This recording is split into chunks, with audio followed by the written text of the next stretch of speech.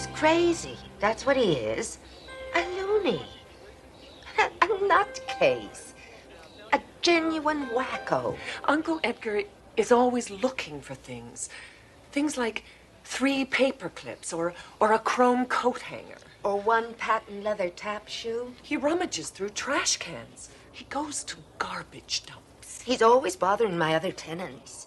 One day it's bicycle spokes. Then it's baseball cards. And who do the tenants complain to? Yours truly. He won't let anybody into his apartment.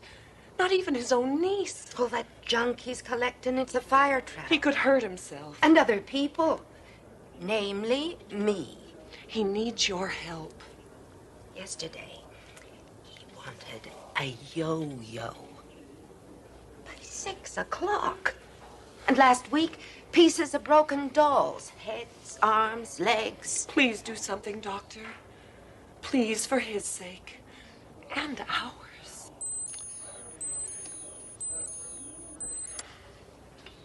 Of course.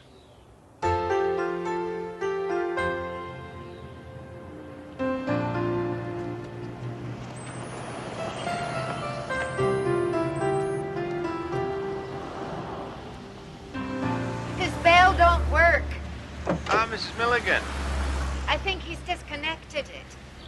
Down there, in the basement. Oh, thank you.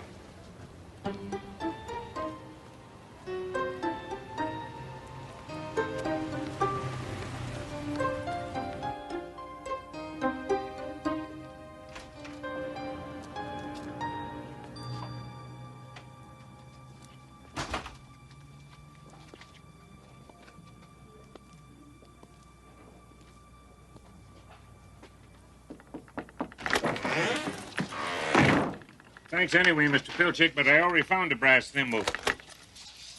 You're not Mr. Pilchick.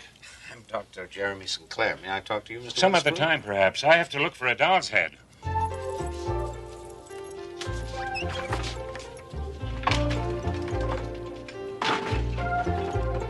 One old man in a private world of irrational urgencies.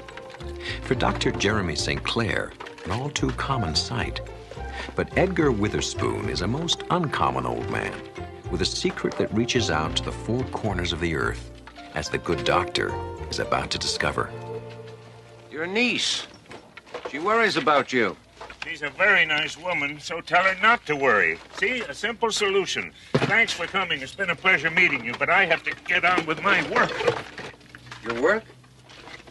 I bet you'd like to know what it is, wouldn't you? Yes.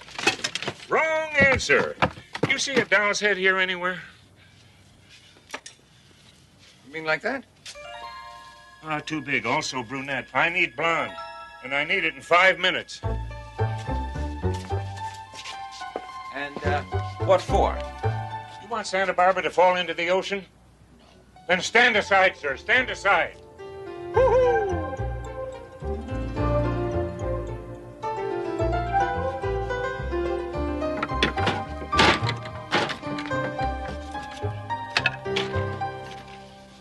Just in the nick of time. No time to lose. Mr. Witherspoon. I'm sorry. I shouldn't be rude. You've come all this way to see me. May I come in?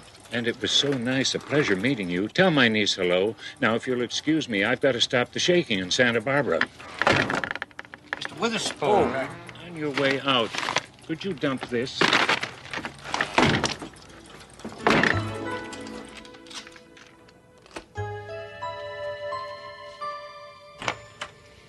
Good afternoon, Doctor. Did you see Uncle Edgar? Yes, this morning. Well? I wouldn't exactly call it a long conversation. But long enough to realize that he's... Oh, absolutely. On the other hand, Mr. Witherspoon appears happy and quite harmless. Harmless? He pesters strangers on the street. He runs after garbage trucks. That is far from harmless. Somebody saw him take a baby's bottle out of its carriage. I'm afraid he'll get arrested next time. Doctor, I will sign anything. cooperate in any way I... All right, maybe I'll have another chat with them, and a longer one, and see if I... A small earthquake tremor was felt shortly before noon today. The force was enough to rattle dishes and a few nerves, but no injuries Did you hear were that? reported. What? In international news, There was something about it. Sorry, it was nothing. I don't know what I was thinking. I'll call you as soon as I can. Thank you very much. threat of terrorist activity could be a problem. Acid rain is affecting the northern lakes even more than scientists.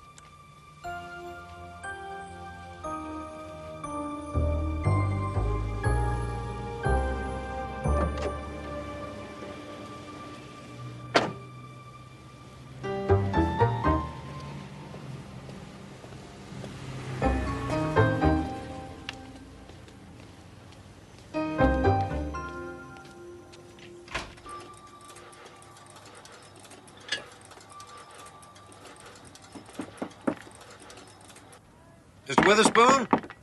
Go away. I'm not home. It's Dr. Sinclair. I was here last week, you remember? Sorry, I wasn't home last week either. Mr. Witherspoon, I could legally force you to open this door to me. Is that what you want?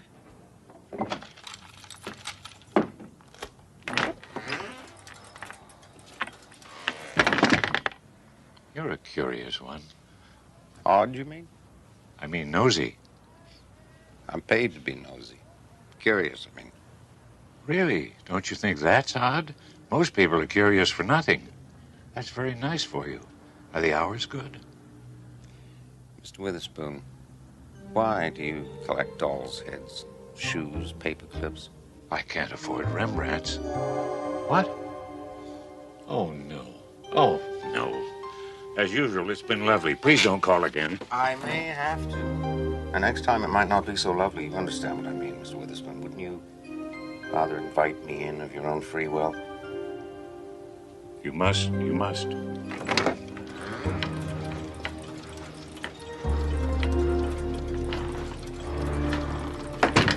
be very, very careful where you walk.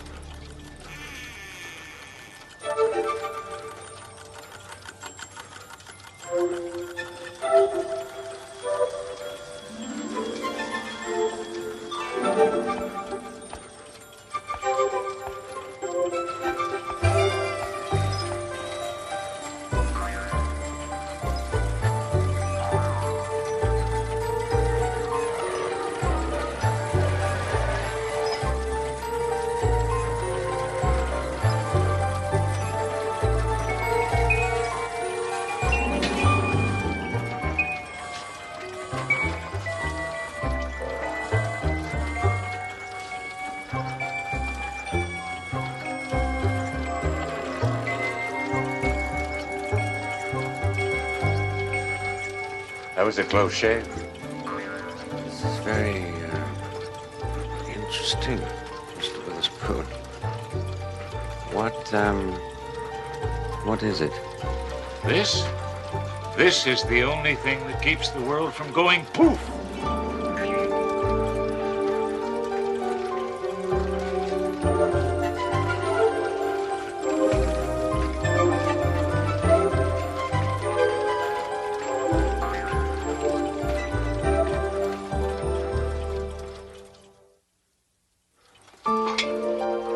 Now, let me understand you clearly, Mr. Witherspoon. You say that this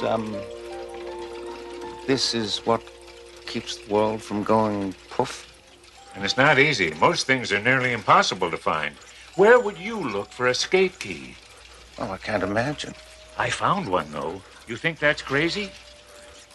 Well, You wouldn't by any chance have a business card, would you? oh, yes, of course.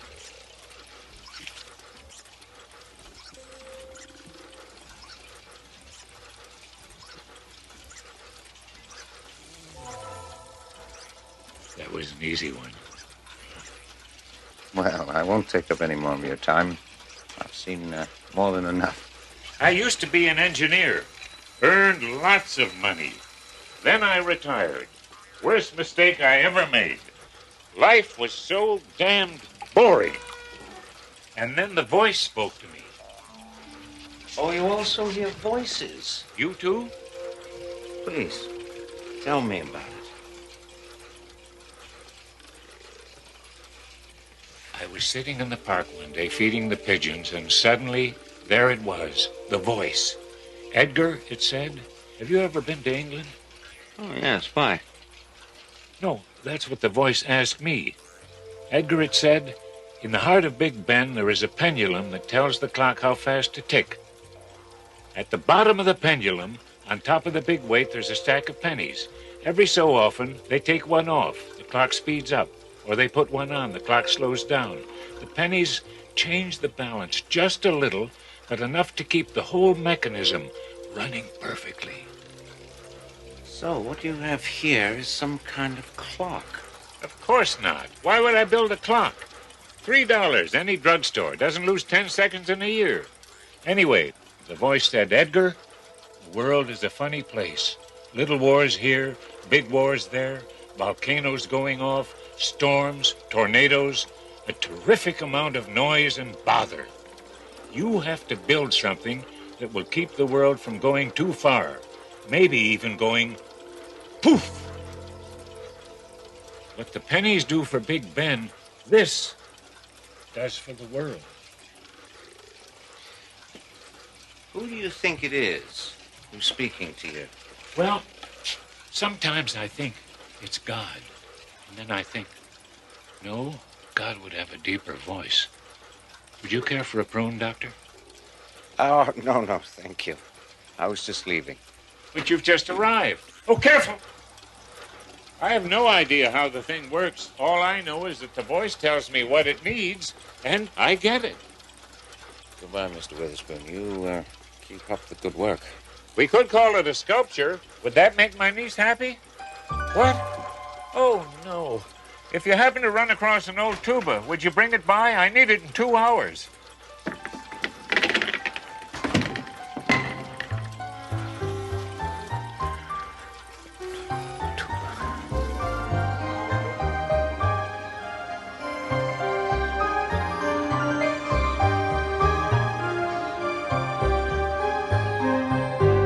Cynthia, don't do this to me. Uncle Edgar, please. It's just for 3 days while they observe you. It's too long. It has to be maintained, kept in balance.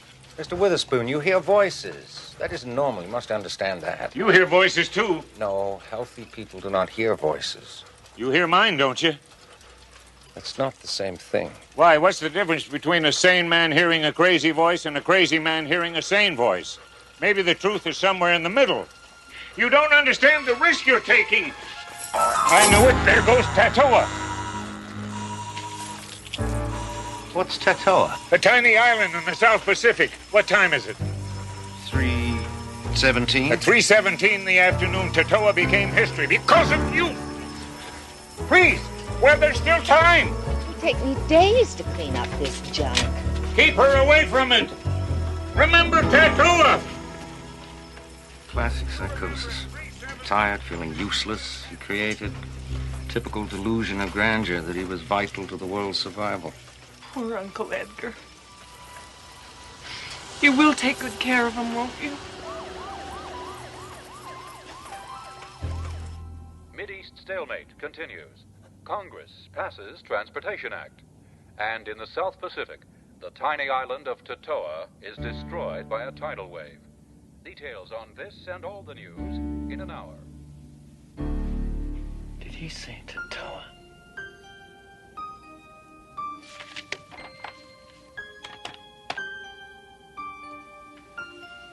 Yes, the number for the Chronicle, please. Thank you.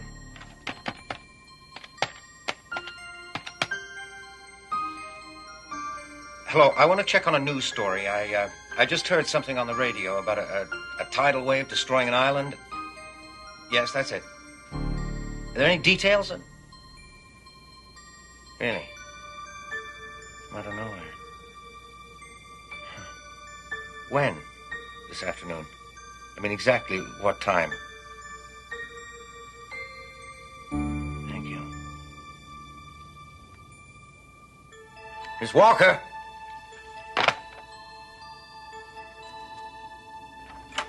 Yes, Doctor. Tatoa was destroyed at 3:17 this afternoon. Is that bad? Last week, Santa Barbara was hit by an earthquake.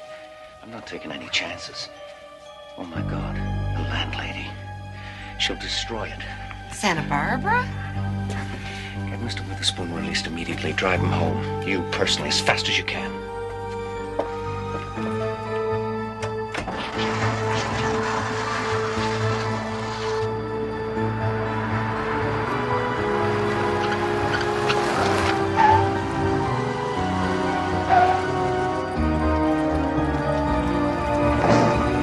Don't touch the thing!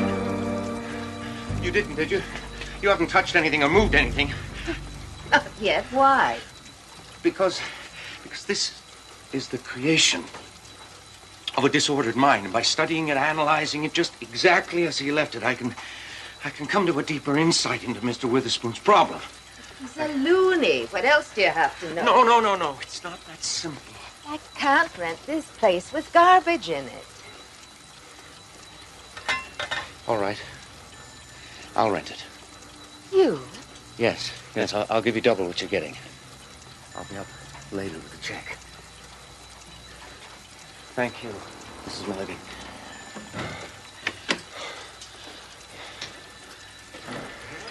He's escaped. Excuse me. Hello. Mr. Witherspoon! Mr. Witherspoon! Should I call the cops? No. Everything's going to be fine. Mrs. Milligan.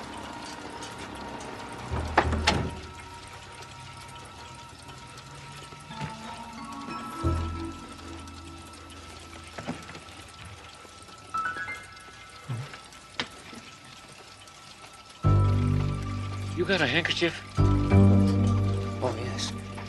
Yes, right away.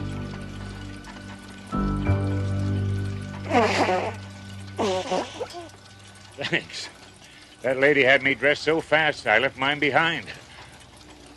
Mr. Witherspoon, I don't know how to begin to apologize. Nothing in my training had prepared me for a case like yours. Well, nice meeting you.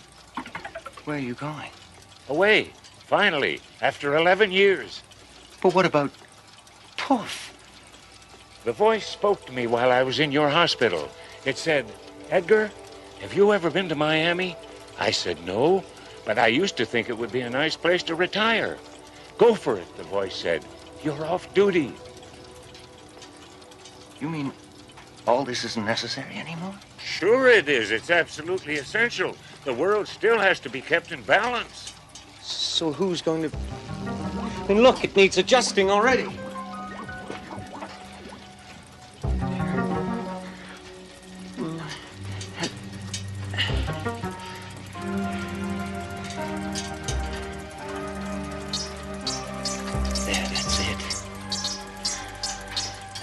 Just get a ping pong ball in there by 7:13.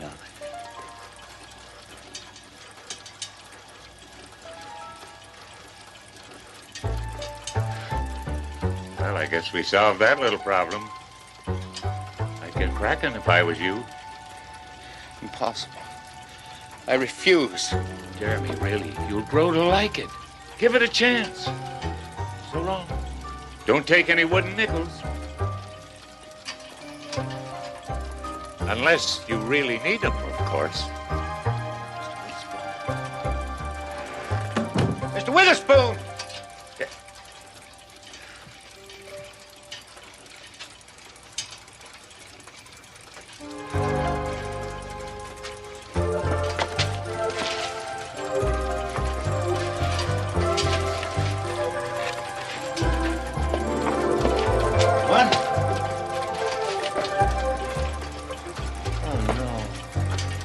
No, a tambourine. You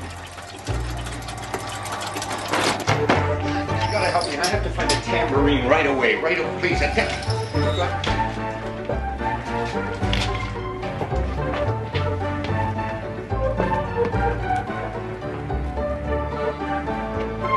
you help me? Do you know where I can find a tambourine? If in the next few months you notice that there's been a spate of catastrophes or things are just not going right, remember that Edgar Witherspoon's replacement is learning how to make some precise adjustments. Don't worry, his education will not last long, and then you might give thanks to a physician whose practice extends to the well-being of the entire planet. Dr. Jeremy St. Clair offers a unique form of preventative medicine found only in the Twilight Zone.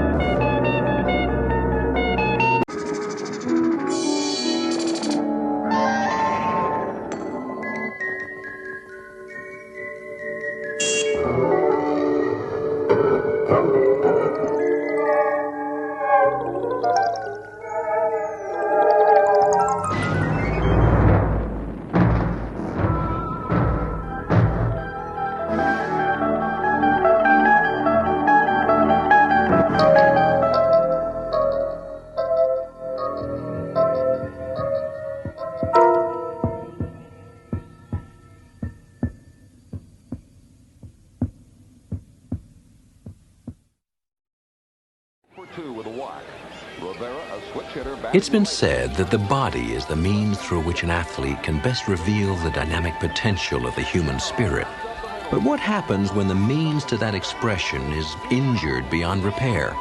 Meet Ed Hamner, a once prominent player in the big leagues, a man who's never resolved himself to his fate as a non-participant, but who will soon be forced to bat in the Twilight Zone. And the pitch. There's a drive to right center. It is in the gap.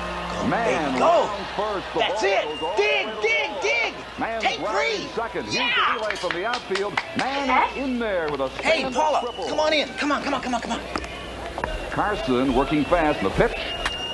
The routine bouncer to short. The throw to first, and that's the ball game. The Tigers' slump continues. Bet they wish you were still hitting cleanup. Oh, I don't know. I had my share of big swings that came up empty. Hey, how was practice today? Pretty good. Ryan Claiborne says he's going to teach me to throw a curveball.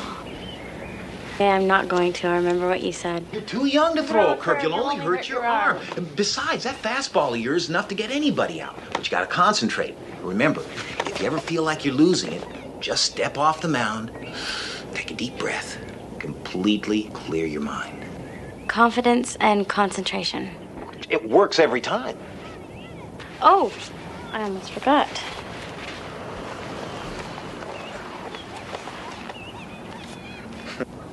Well, I hear 20 Ed Hamners will get me a Reggie Jackson. Ed, come on. Good. But that's not even the real surprise. Take a look at this one.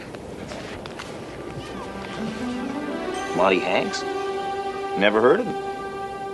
Well, not much of a career, 2 years.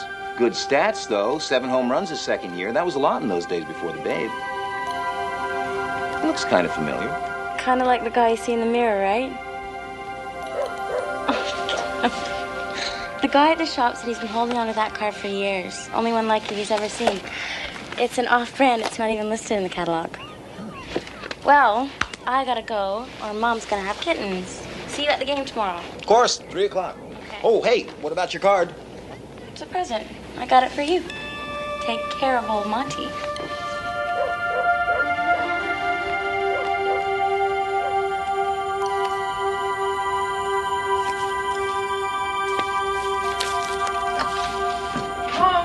Hey, Cindy, take a look at this.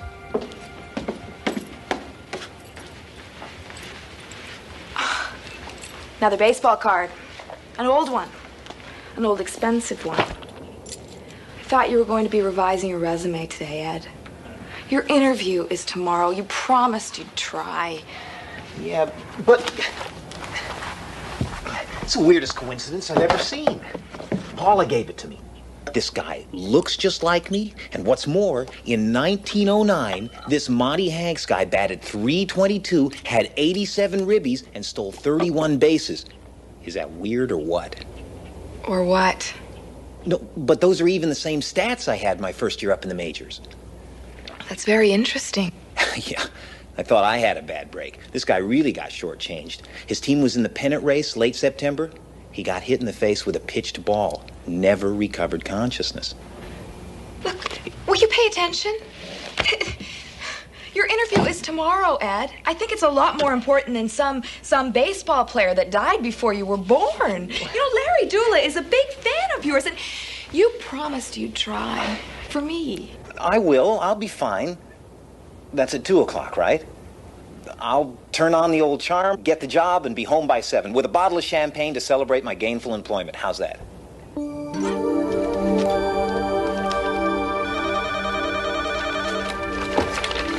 Vetricom Computer Division. Thank you.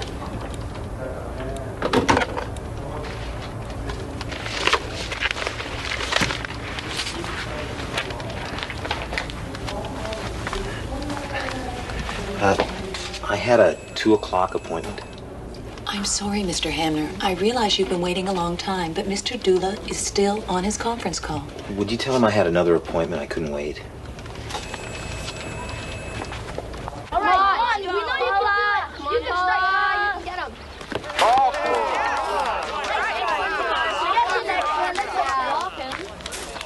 Hey, let's see some smoke.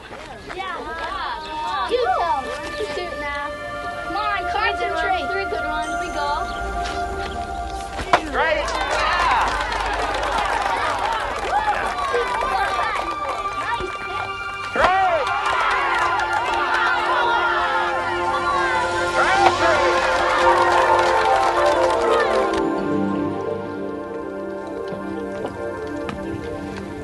Well, look who's here. The Rookie of the Year. No, I'm late. I'm sorry. Paula's team won the championship. Coach took the kids out for pizza. They wanted me to come along. I had an hour and a half easy. I don't know. Somehow I just lost track of time. I remembered the champagne. Surprised you didn't pour it over Paula's head. Isn't that how it's done? What did you think we'd celebrate tonight, Ed? You could have had the Vetricom job, but no, you just walked away from it. Maybe it's just as well. I mean, all I know about selling computers anyway. What about our future, Ed? It's been 2 years since your injury. Are you just going to sit around and feel sorry for yourself for the rest of your life? Do you ever think about me?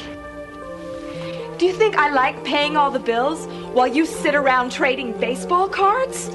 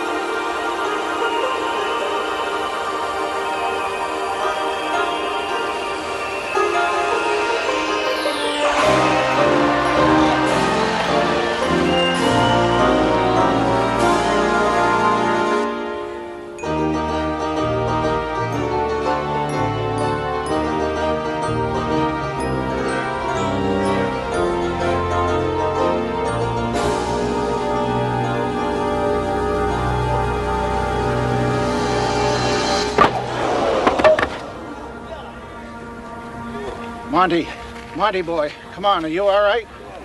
You must have one hard head, Monty. I thought that killed you.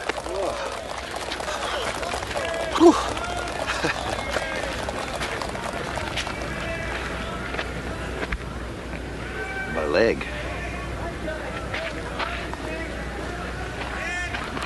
There's nothing wrong with my leg. Of course there's nothing wrong with your leg. It's your damned head that got hit. Maybe I should send Moran in to run for you. No, I'm fine. Well, come on. This ain't no fan dance. Let's play ball. Play ball!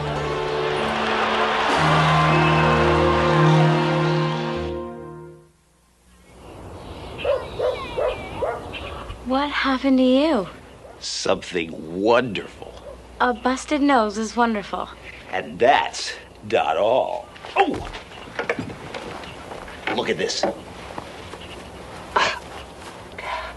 Oh, gross. I did it yesterday.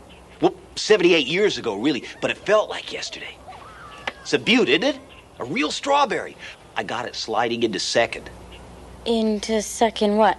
Second base. Spikes high in a cloud of dust. I had 2 stolen bases and a 3-run homer.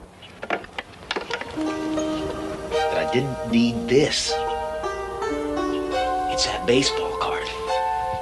Somehow, it took me back. And this guy, Bonnie Hanks, I'm him. He's me. I know. It's hard for me to believe, too. Maybe you had some kind of a dream or something. I didn't do this in any dream. Look at the card. I don't see anything. What? Check the stats. Home run, second year. 8.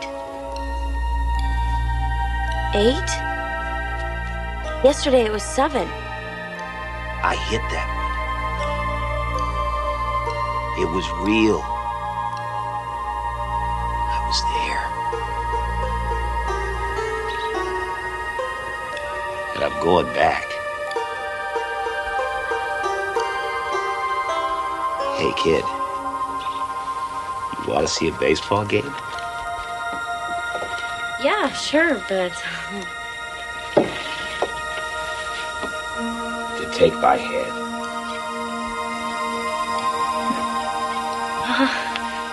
I don't know, Ed. This is a little weird. Hold on.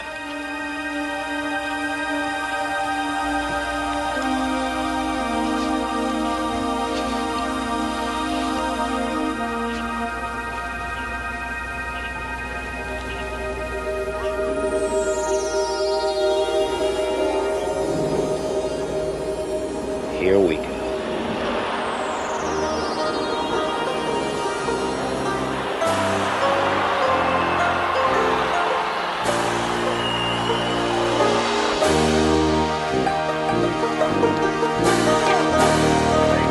We get rough. Let's win this one. Come on. Happened, Ed.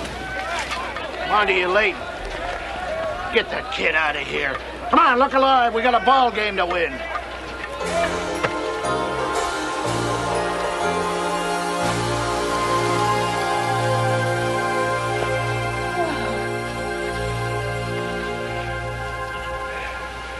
Huh? You were great. I feel great. We're only a game behind the Athletics. If we could sweep them, we take the pennant. And I'll be in the World Series. Oh, wow. World Series! Uh-oh. Well. I was supposed to be home for dinner 20 minutes ago. But yeah, go on, get out of here. We'll do it again tomorrow. I'll see you. Take off. Don't you think you're a little old to be playing with kids and sorting baseball cards?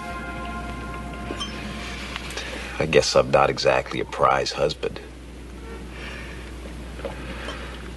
We were just kids when we got married, Cindy. You grew up. I guess I didn't. I still love baseball. I know it's just a kid's game, but I love it, Cindy. God, but I love it. More than me? No, not more than you. Can't I have both? I guess not. I talked to Larry Dula. There's a company banquet tomorrow. Their speaker had to cancel, and he asked if you'd fill in. You know, tell a few of your old Tiger stories. I'm having your tux cleaned. You always look so sexy in a tux. I don't know, Sid. Come on, Ed. Once they get to know you, I'm sure they'll find some work for you.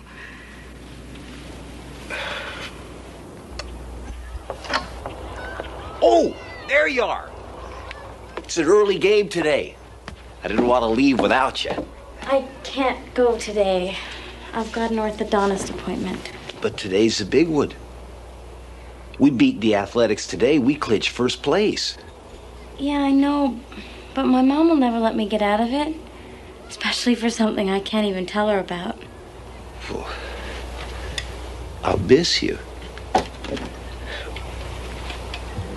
Won't be the same without you there rooting for me. Well, I'll still be rooting. I'll just be 78 years away.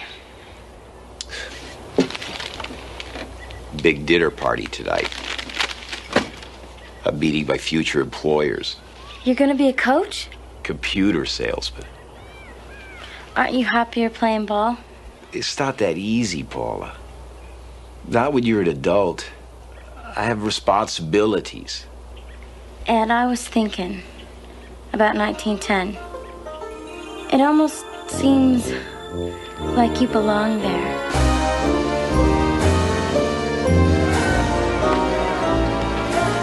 8 innings of goose eggs. I can't believe we're not hitting this guy. Sit down, Monty. You're driving me batty. You gotta score soon. What time do you suppose it is? Later than you think if we don't beat these bums.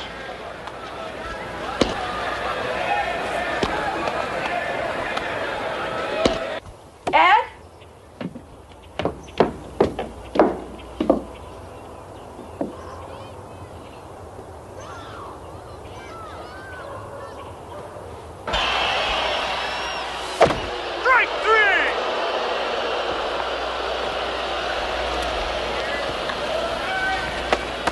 You never swing at pitches like that. Your last 2 at-bats make you look like you don't even want to be here.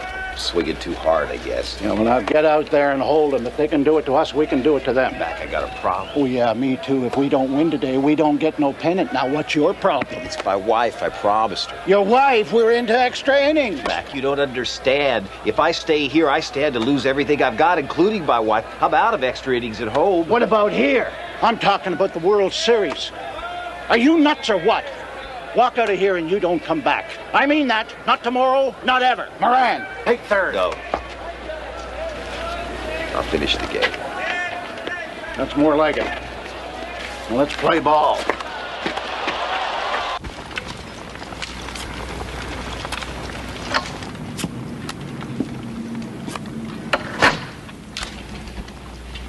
Where's Ed? Don't you knock?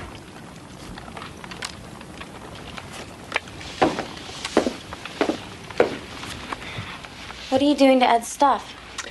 Repaying him? Each one of these cards is a day he wasted. Part of our lives he threw away. Look around you, Paula. I'm almost even. No. He'll be back. I know he will. Oh, yeah. Rookie of the Year always makes it home, doesn't he? What if there's no home when he gets there? Don't say that. He's a big man to you, isn't he? Big man. You know why he's so nice to you? Because you're a fan. Ed needs to hear him cheering, and you're the only fan he's got left. Ed just needs someone to care about him. It's all so simple when you're 12, isn't it? But eventually you'll grow up and you'll realize you can't play games for the rest of your life. You're wrong. Give it to me, please. Thought I didn't notice it. Ed's latest treasure? Showed it to me the other day. Is it special to it? No, it's my favorite. Ed doesn't even care about it. I like it because I told Ed it looks like him, but he doesn't think so. You're lying. I remember now the stats. Same stats as the Rookie of the Year. No! I bought it for him. It cost so much, my mom will kill me. Please don't. Take it. Take it and get out. Oh, that's right. Cherish it. You're a girl, Paula. You're just a little girl. But you'll grow up, and when you do, losers like Ed won't look so wonderful. I promise you that. He'll always look wonderful to me. Go on, go home. There's nothing you can do for him.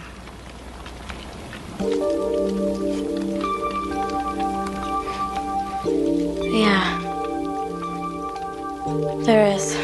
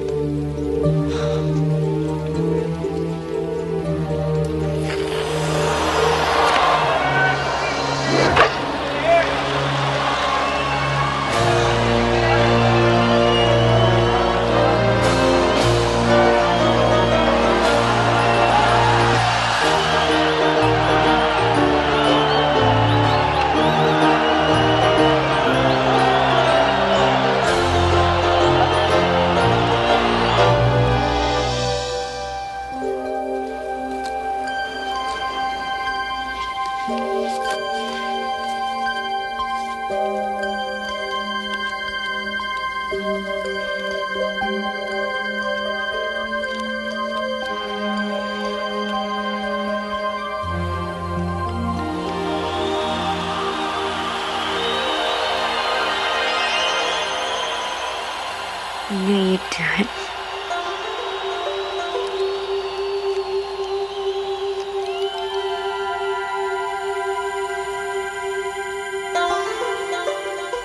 Ed Hamner, Monty Hanks.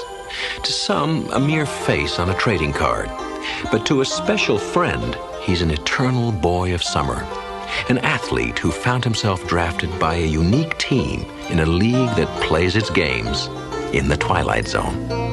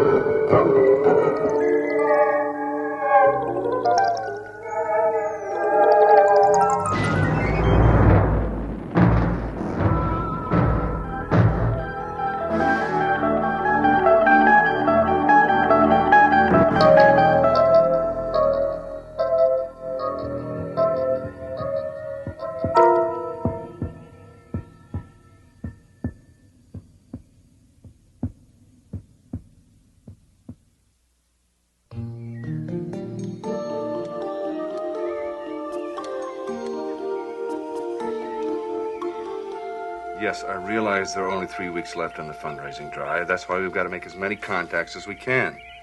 Uh-huh. Well, did you talk to him? Yeah? Jerry, everybody's tired. But we're too close to our goal to slow down now. Right. Yeah, I understand that, but... Well, look, all I ask is that you try, okay? All right, thanks. Bye. There dwells within this parish a modern-day apostle and master builder who lists among his tools of trade a Bible, a rosary, and a calculator. His name, Father Mark Cassidy. Age, 42. A fair and noble man who's about to discover one of his accounts is still open. That account is labeled Guilt, and it's concealed in a ledger stored in the Twilight Zone.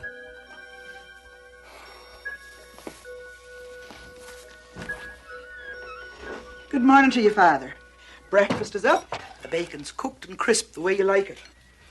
Well, I don't really have time for breakfast, Maggie. Got a meeting with the Trustfall Foundation people this morning. But I could sure use a cup of that coffee. You look like you could use a bed.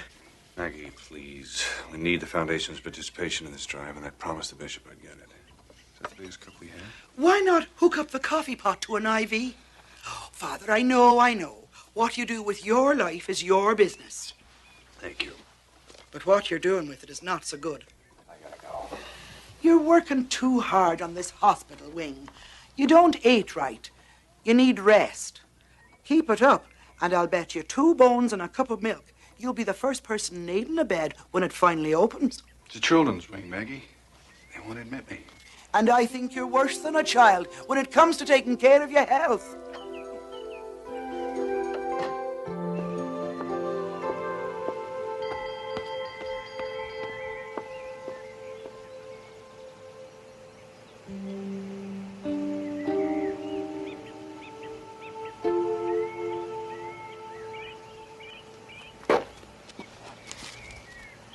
School bell rang, Billy. Well, at least go in out of breath to show you made an effort. Thanks, Father.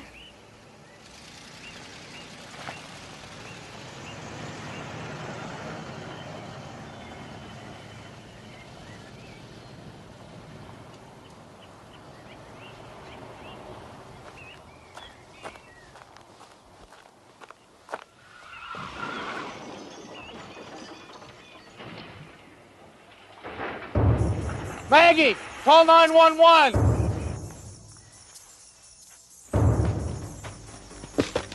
Father Mark, what is it? Father Mark!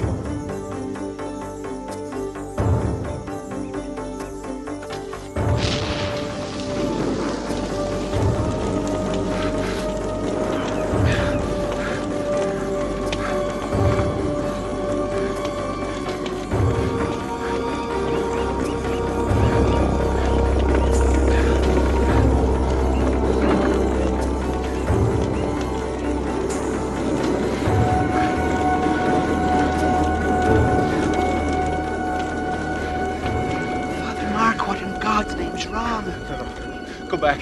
There's been an accident. Call for help. Call for...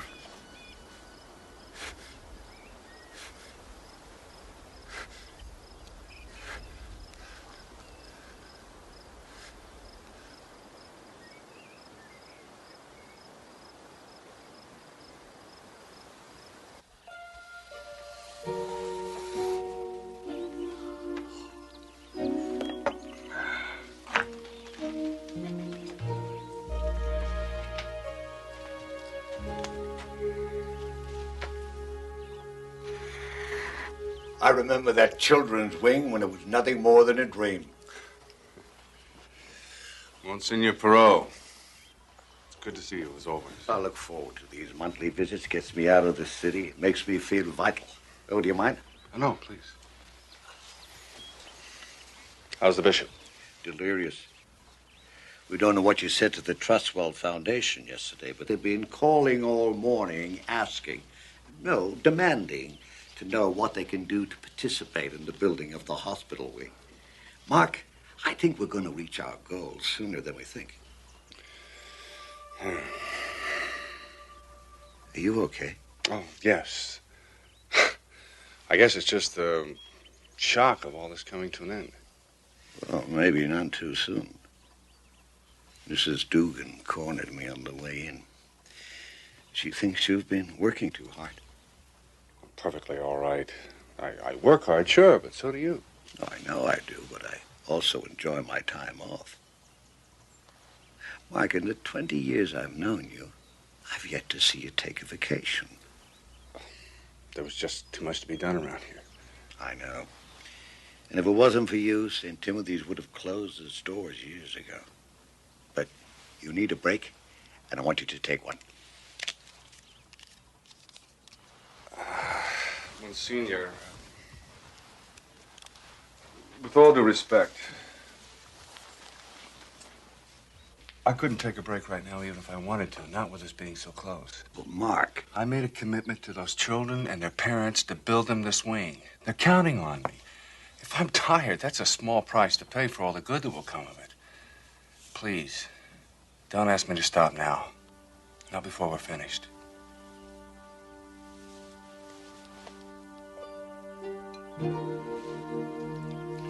And Father Damien looked at the leper as though he were his brother. took the pipe from the leper's mouth and he put it in his own. Oh, gross. Well, it sounds awful, I know, but with that one selfless act, Father Damien gave the leper something very precious. He gave him dignity. Now, I'm not suggesting that you go out in the world and help lepers. There are countless other sacrifices you can make in your everyday life that will make you equally worthy in the eyes of the Lord. Father Mark? I'll be right back.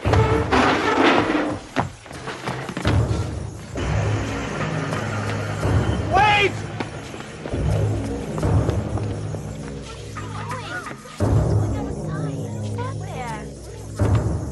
What's he running after?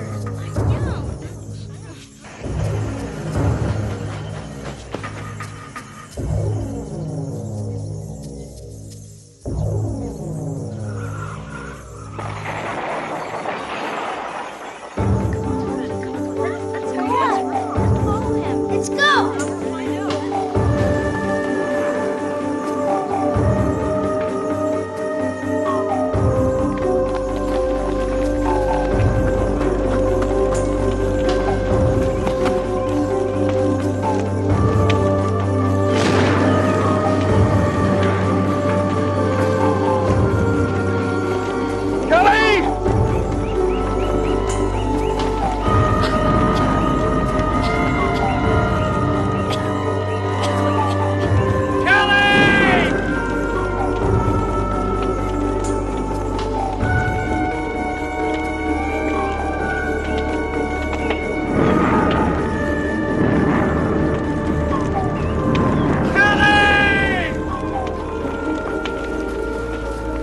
Father Mark! Don't just stand there, get help! Can't you see? Can't you see?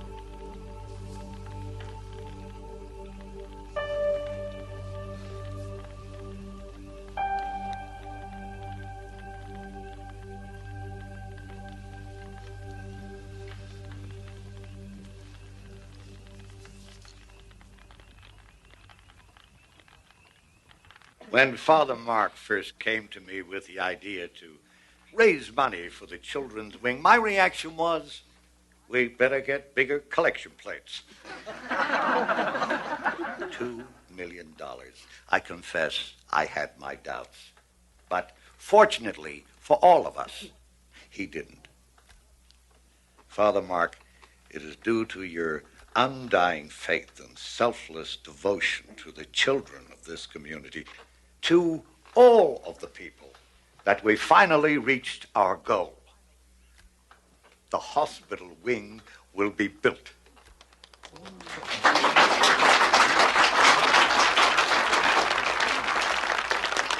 And I'm happy to announce that from this day forward, it will be known as the Father Mark Cassidy Children's Wing.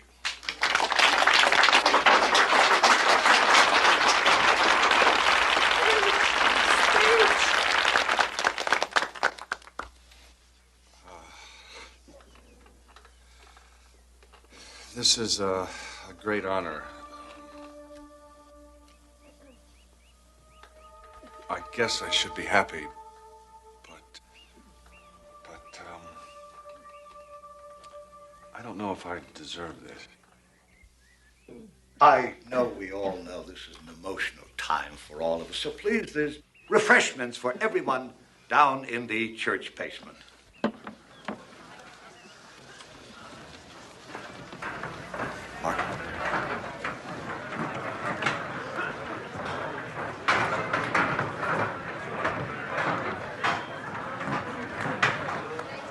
These are lovely grounds. I'm surprised you don't make more use of them.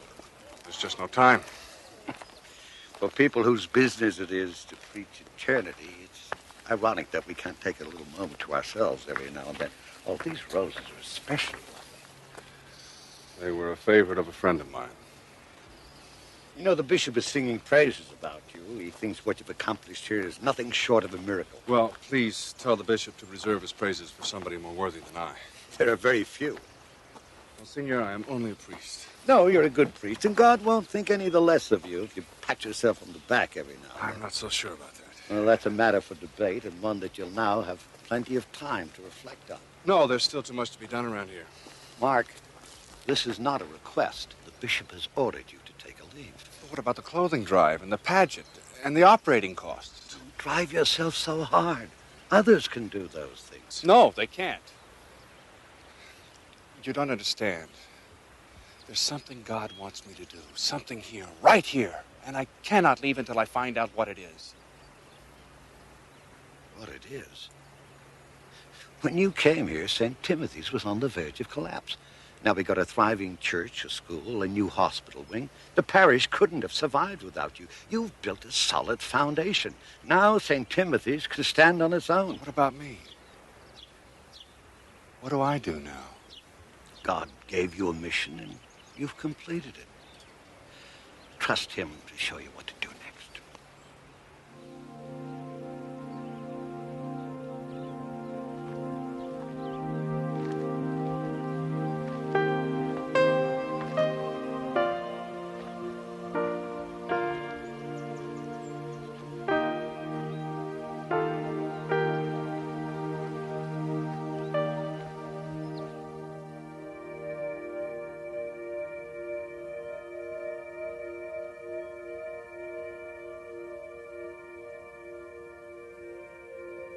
What do you want me to do? I live with Kelly's death every day. I keep hearing her crying, begging. Mark, help me. It was so senseless. Why her?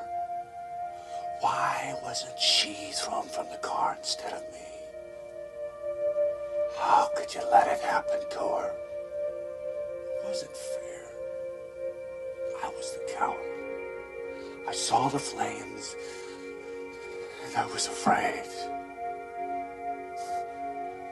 You could have saved her. I know I could have saved her, but I was afraid. I didn't want to die, so I ran.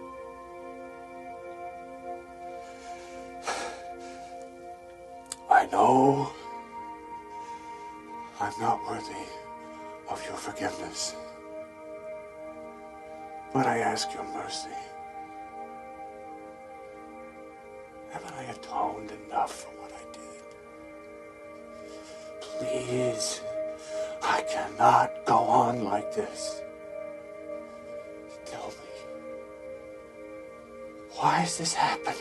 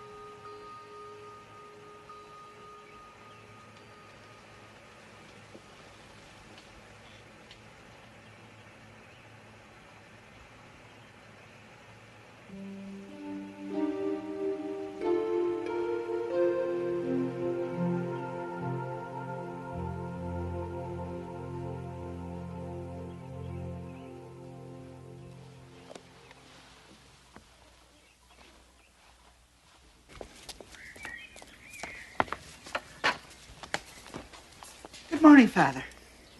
Yes, it is. You're looking extremely well this morning, Father.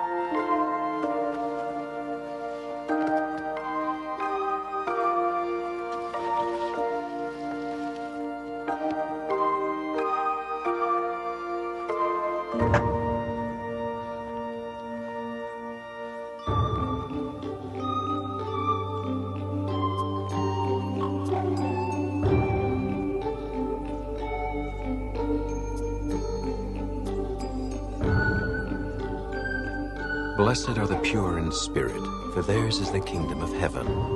A message delivered from thousands of pulpits to millions of people yearning for peace, including one local parish priest whose road to peace and salvation crossed right through the Twilight Zone.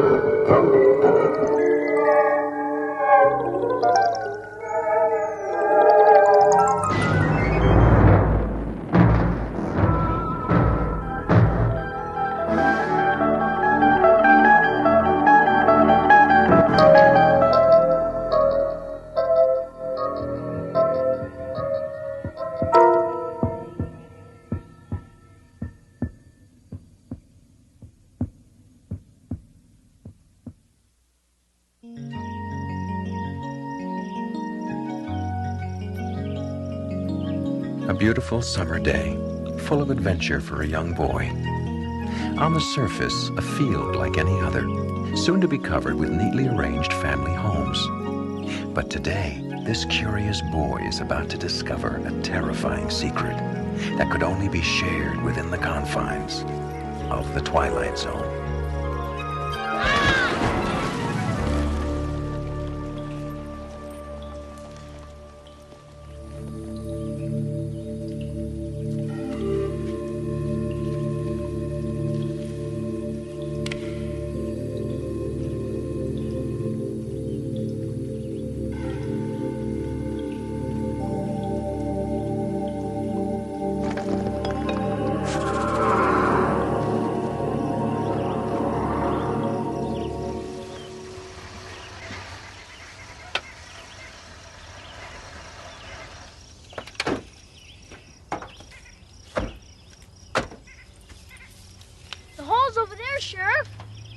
Okay, follow me.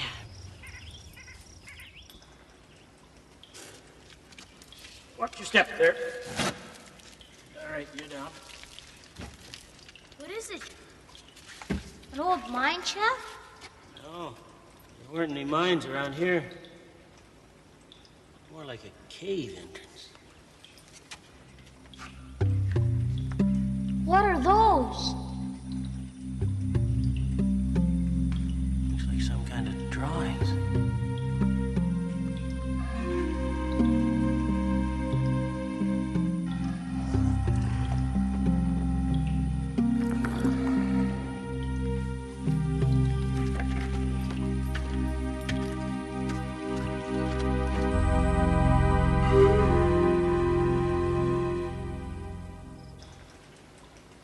See, you're still using one of those old cameras. Oh. Gives the most detail. Well, this is the only part of the cave that we have the paintings in. Why is that, Dr. Klein? Well, we think that maybe they used this as a sort of communal area where they got together. We don't really know. All we do know is that you might just be the first person to enter this cave since prehistoric times. You mean since dinosaurs were around? Well, maybe not that long ago. But if these cave paintings are authentic, maybe as long ago as 12,000 years. How's that? Long. Well, we'll know as soon as we get these... Freeze! Sheriff. Now, very carefully, lift your right foot. Take a step backwards. Sorry about that. Hope I didn't do any damage. Fortunately, no, but you're going to have to be a lot more careful. What's this?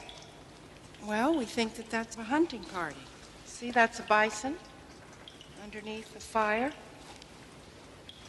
What's that over there? Oh, that. Well, that could be a kind of spiritual doorway or a circle where they all got together for protection. Wow. Something, huh?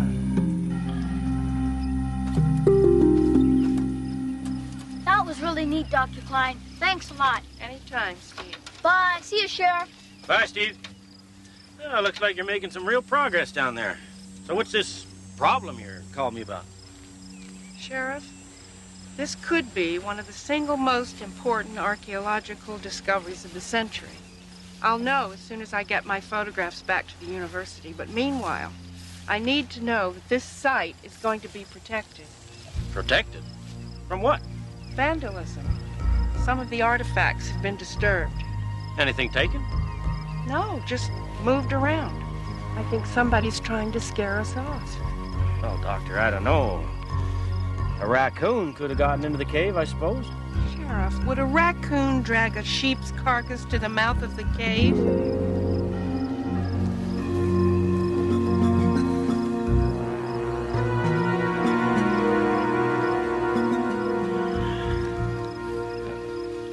Maybe a dog or something. I don't think anybody means you any harm. This isn't like the city. Well, no offense intended. Well, no offense taken, Sheriff. But in the city, any cop on the beat would have noticed that sign. And speak of the devil, here he comes.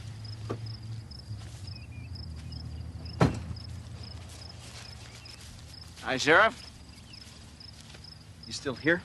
You mean in spite of your feeble attempts to scare us off? Now, Dr. Klein. What's that supposed to mean? You know what I mean. She's convinced that you are causing trouble up here. Is that so, Jim? She's the one causing trouble. I've got houses to build. Now, just because they found a hole in the ground, my whole schedule's shot to hell. I think it's a little bit more than a hole in the ground, Mr. Hilson. Fact is, it's my ground. Now, if you want a couple of rocks and bones, fine. Take them and get out of here. Come on, Jim. These things take time. Fine, fine. You want to defend the little lady? Little lady? Oh, hold it, you two. Oh, come on, Roy. You know how it is. I've got 2-bedroom ranch styles to build. And swing loan payments to make, I bet. What's my financing got to do with this? You're probably way out on a limb financially, aren't you? If you don't get this development built soon, you'll lose your shirt, right? That's none of your damn business. That's all right, Sheriff. I don't need protection. It's those cave paintings that are priceless that need protecting. And I'm going to recommend to the state that they be protected under existing law. So you can just forget your scare tactics, Mr. Hilson. Well, I'm not going to be shoved around by some ivory tower intellectual. Dr. Klein, I will look into the vandalism. So you just go on back to your dig. She can go back to her dig. But I'm going to court.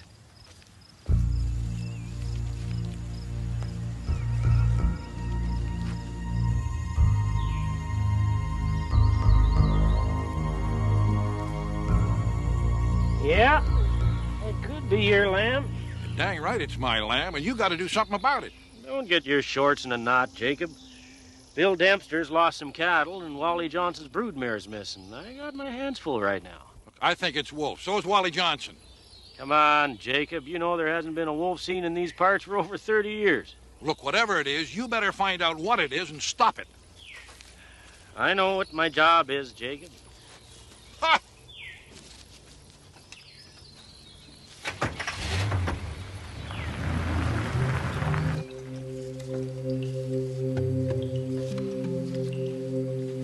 Dr. Klein, do you want to ride with us? We're heading back to the university for the weekend. We wondered if you needed a ride. I'm staying here, John.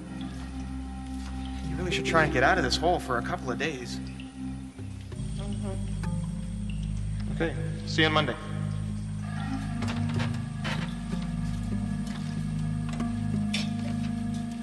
Have a good time. Bye, Dr. Klein.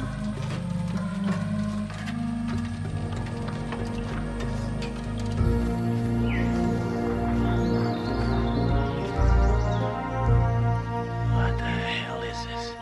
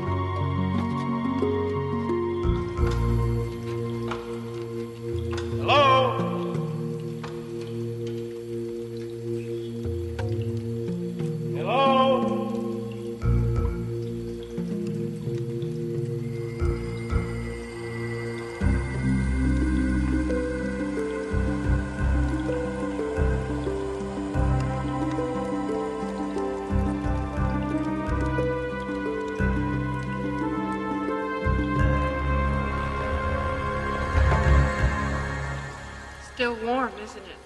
Holy Hannah, you scared the bejesus out of me. Why didn't you answer when I yelled? I didn't know who you were. What are you doing here? Tracking missing livestock. All the blood trails I've been following the last 2 days have led in this direction. And? And I think I may have an answer. The animals have been dragged into this cave and probably cooked right here. The problem is, who's been doing it? You got any ideas? Couldn't care less about some missing sheep. Who said sheep? Well, I saw the bone, Sheriff. I went up top to get some equipment. When I came back, it was there. What are you doing here? I work here, remember? You're not doing any digging with that little flashlight. What's up? Well, you're gonna think I'm crazy. But there have been some changes in the paintings. Now, what do you mean, changes? Let me show you something.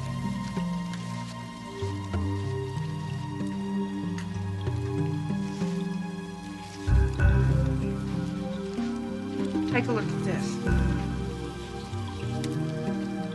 Yeah? So? Take a good look. The hunter is on the right side of this little circle thing in the picture. And on the wall, he's on the left side. Looks like the negative's flipped. No. Look. Here, he's facing toward the circle. And there, he's not only on the other side of the circle, he's facing away from it.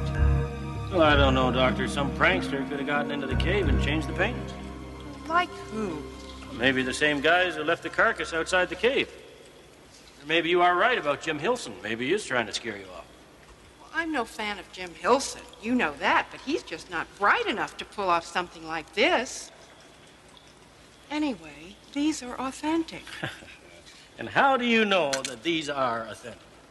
Sheriff, I studied in the caves at Altamira, Casula Gorge, and Caplon. And I did my dissertation on the cave paintings at Lascaux. You just have to take my word for it. I know about cave paintings. Okay, so they are real. What's your explanation? I don't have any. And the fact that they're real just makes it that much more disturbing. Come to think of it, it doesn't explain what you're really doing down here tonight either. Sheriff, something is happening here late at night. That's the only explanation. There's someone here all day. So whatever is going on happens at night. And you are planning to spend the night to get the drop on the bad guys, right? Well, I don't know what kind of guys I'm dealing with, but I intend to find out. No. You're not doing anything of the sort. Come on, let's go into town. You can come back out first thing in the morning. Sheriff, you're not in charge here. I am. And I intend to spend the night, and that's that. You see, I've got my cot here so I can keep an eye on things. Doctor. So you just mosey on along, and I'll see you tomorrow. Doctor, this is my county. Toodaloo, Sheriff.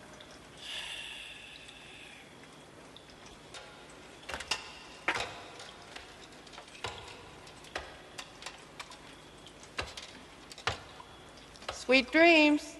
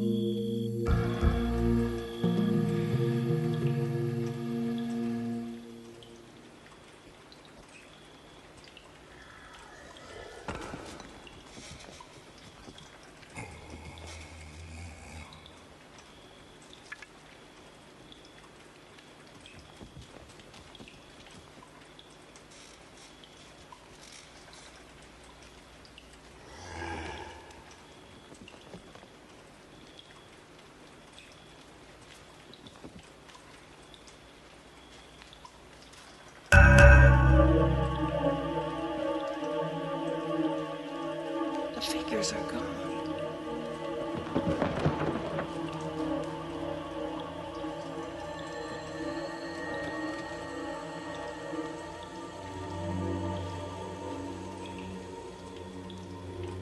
What's going on? Who's there? Who's there?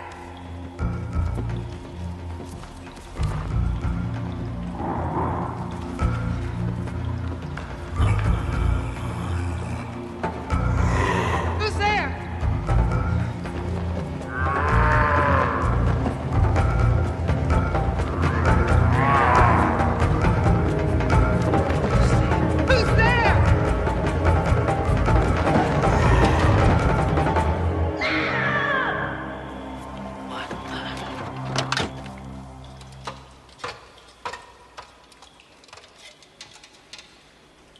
Dr. Klein!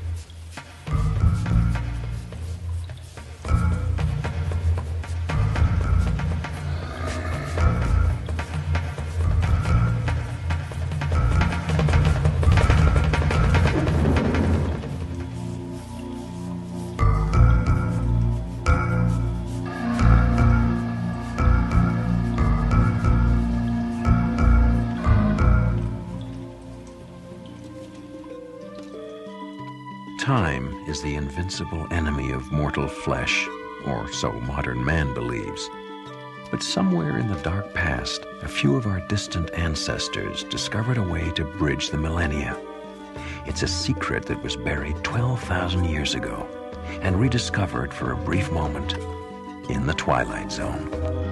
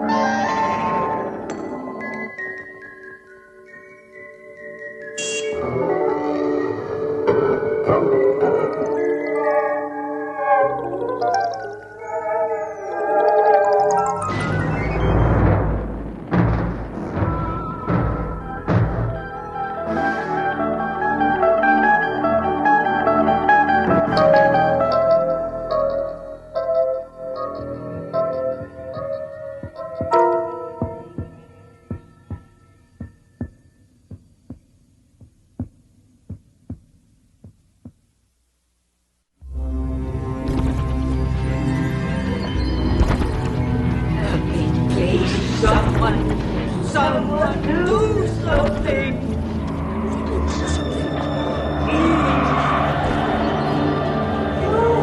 You've got to do something. If he gets through that door, I'll die. Please, please, please, please.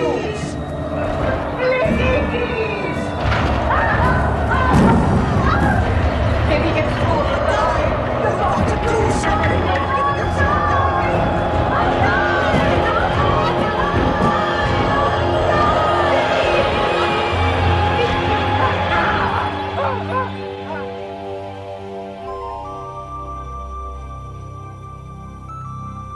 Portrait of a man having a bad dream. His name, Roger Simpson Leeds. Place of residence, a retirement home. Roger Simpson Leeds, who since the death of his wife 3 years ago, has dedicated himself to living a life in which he touches no one and no one touches him. But now contact has been made, and Mr. Leeds is about to find himself touched by the Twilight Zone.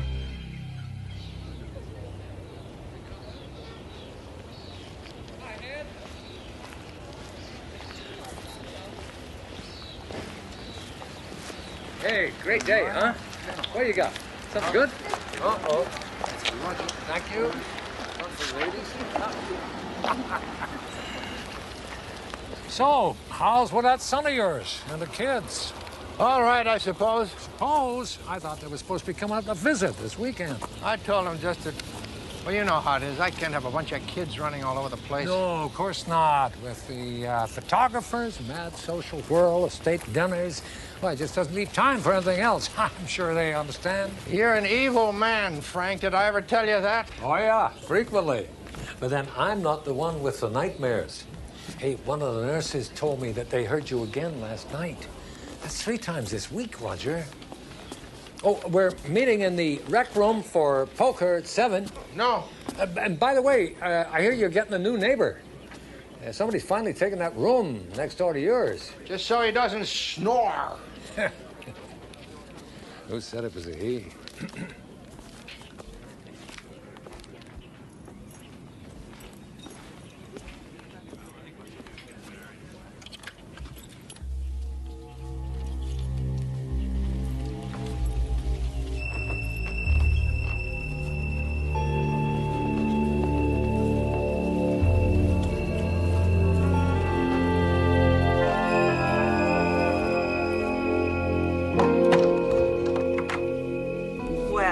Aren't you going to say hello to our new guest, Mr. Leeds?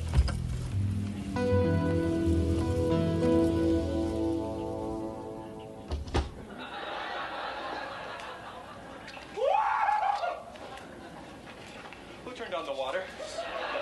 Oh, hi, Linda. The dishes will be done in a minute. Okay, right. Come on, Mike. I mean, lots of marriages are warm, honest, caring, and some are conceived in hell. Hi, Bob. Hey, Roger, these guys cheat. We cheat? Good for you. It takes a big man to admit a thing like that. So, how about it, Roger? You want to sit in on a hand or two? Told you. Who asked you to deal? Frank. Frank. Yeah? Who's that? Give me 2. Her name is Laurel Kincaid. Word is she hasn't talked to anybody in 10 years. Not since her husband died. Steady. And she went, away. You look in her eyes, all you see is a reflection. Nothing goes in.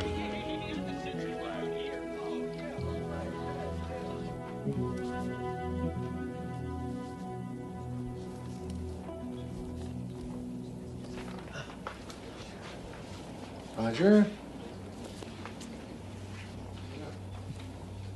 You okay? Oh, yeah. I'm surprised you're not asleep. You're usually upstairs by 10. No, I don't feel much like sleeping. Mm-hmm. You want to talk about it? No. Frank, why don't you just go away? Leave me alone.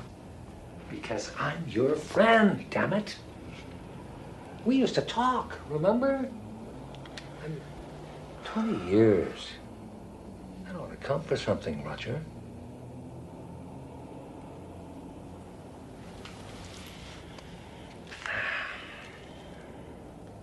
Nothing's been the same. Not since... Roger, it's been 3 years. Rachel was as regular as yesterday. I just been sitting here thinking of some of the silly things that we can never straighten out. Jams and jellies. Hmm? I'd say, pass the jam, please. And she'd say, here's the jelly. I was some kind of a game. And but one day, I was in a bad mood, and we got into a big argument over it. Can you believe that?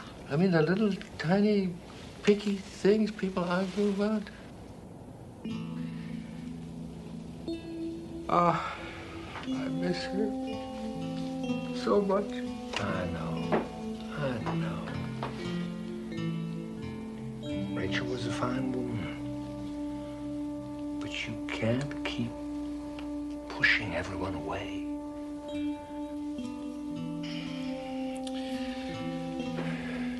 I never knew I needed her so much until she was gone. When I had my first heart attack, she held my hand. And she said she'd never let go, no matter what, as long as I held on. She believed in me. I would look in those eyes. There was nothing there but love. I felt I could do anything because she believed in me. I wonder what she'd think about me now. What? What's happening now? Come on, Roger. Talk to me, Roger. Talk to me. No, you'd think I was going crazy. I'm half convinced. Well, my old father, he never said much of anything that was useful. But he did tell me 2 things. One, that love never dies. And 2, that we're never given anything that we can't handle. Truly, very truly. Frank, please. Don't worry. I'm okay. You know I don't like it when you make a fuss like that, Frank. All right. But if you change your mind, if you need me, you certainly know where to find me. Well, that's about the most we've talked in almost a year. We ought to do it more often. Good night, Frank. Good night, Roger.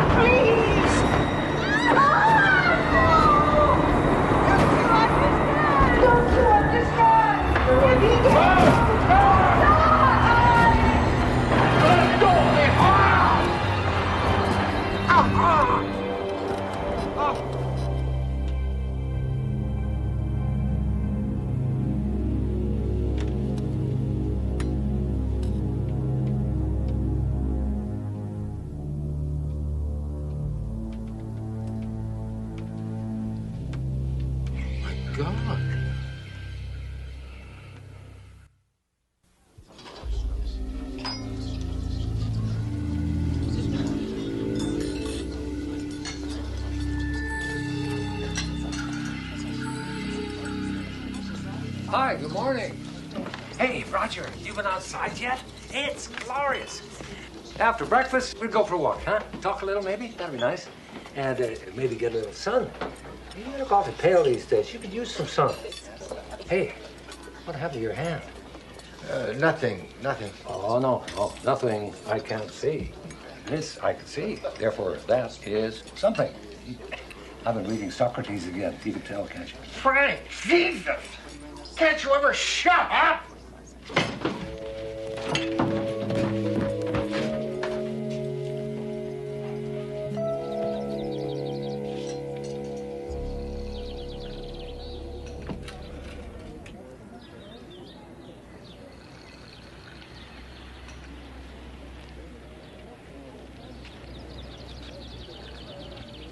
My name is Roger. I think we met. I would just like some answers. I need to know, am I losing my mind? That is you, isn't it? In my dream? Even before you got here, even before I saw you, you were there, weren't you? Well, what do you know? He's actually talking to somebody of his own free will. Of course, he would pick somebody who doesn't even know he's there. You must be able to hear me. You picked me, called me. Somehow. What I can't figure out is, why me? They tell me you haven't spoken to anyone since your husband died. So, what do you want from me? You want me to protect you from that thing? Is that it? Because if it is, Miss Kincaid, please, find somebody else. I can't protect you against it. I couldn't protect my own wife when she was dying.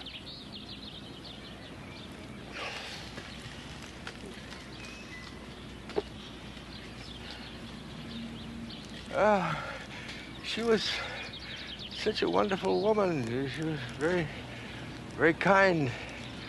You'd love her. And on Sunday, the kid... I couldn't.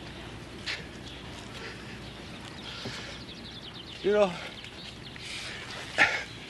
toward the end, we were in the hospital, and she could barely see. And, oh, God, she was in such pain. And she kept calling me, please, please. I was right there, but she couldn't see me. And she kept pleading, please help me. The pain, stop the pain. And she called my name over and over again, and I couldn't do anything. I held her hand, and I wouldn't let go. I felt her hand tighten on mine. That was all. I still don't know if she knew I was there. Mrs. Kincaid, that thing behind the door, whatever it is, it's going to come through pretty soon, isn't it? Maybe tonight. Well, I don't know what's behind your door. I don't know what you're afraid of, but there's nothing I can do to help you. I just want everybody to leave me alone. Get out of my head. Leave me alone.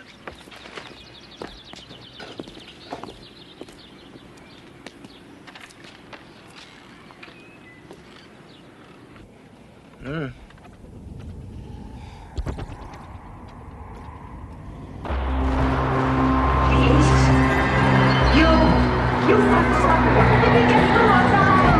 Please help me.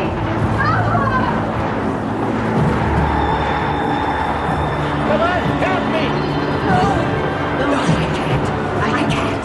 Oh, please hurry. He's getting through. What's out there? For 10 years, not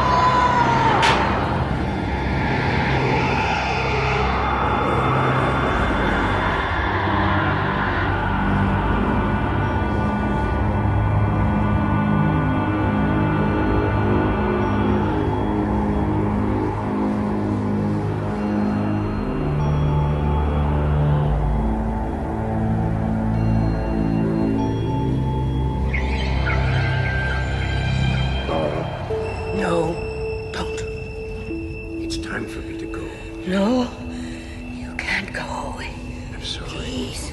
I'm sorry. It's been a long time. Too long. You have to let me go. No. Yes, Laura. This isn't even me anymore. It's just a shadow, a memory. I can't live without you. If you go, I'll die. No, Laura. Listen. Listen to me. I love you. I want you to go on. I need you to go on. For me, so that my life will have meant something. For me and the kids. For what we had. 40 beautiful years. You are always so strong. You are always there for me. Now I want you to be strong for me one last time. It's all right. It's going to be all right. But I need you to let me go. Live, Laura. Please.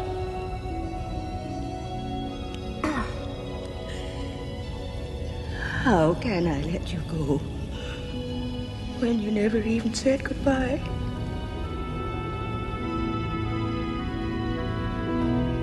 Goodbye, Laura. My true, my greatest love.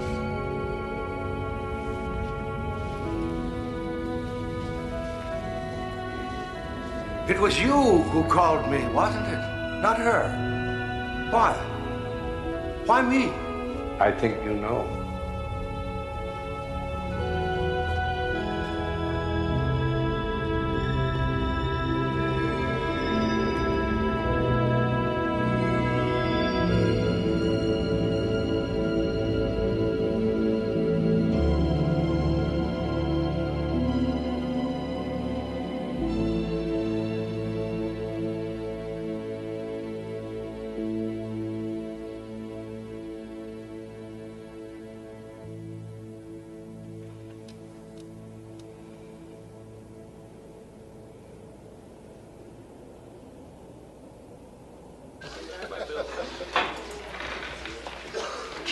Frank.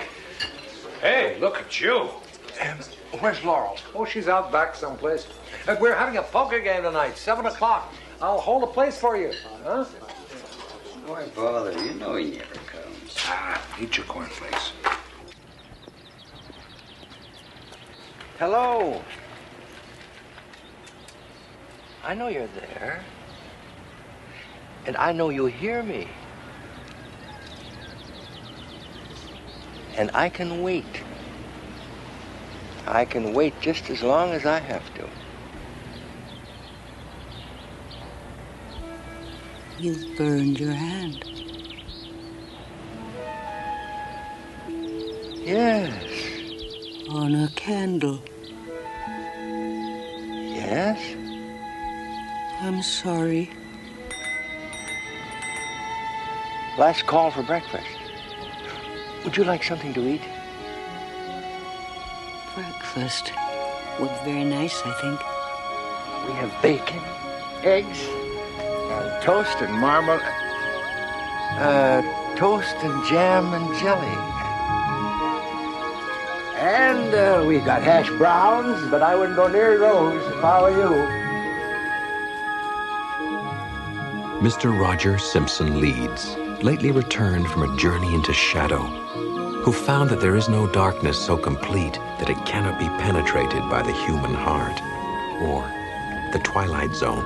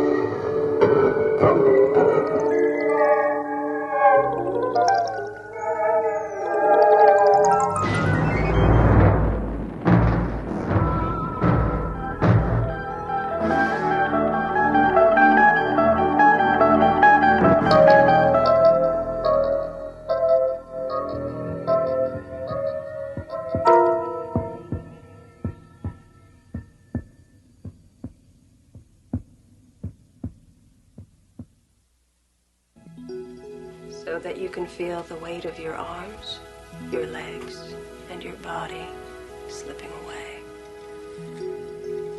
It's a pleasant sensation. You're free of everything holding you back. You can think with perfect crystal clarity. Your name is Lorraine Guston, but you've had other names before this, other lives. They're buried deep inside. But now as you begin to float freely, they start to rise up within you. You can see them clearly. Now, search them for the most significant memory of your past lives. Open your thoughts and let the sights and sounds come in. I'm sewing. I work in a dressmaker's shop. Good. What year is it? A long time ago. Okay, good. Now, look around you. What do you see? What's happening? They're shouting at the door. Men with guns. They're wearing uniforms, red. British soldiers. They say they know we're hiding revolutionaries. I keep telling them, no, we only make dresses. We don't know. We haven't seen her. Oh, but oh God, they don't believe us. They don't believe me. Torches. They're setting the shop on fire. They won't let us out. Please. Oh, God. It's all right. It's all right. Mrs. Guston, listen to me. It's all right. It's all right. The fire is disappearing. You're safe. You're safe. It's going away. Everything is as it was.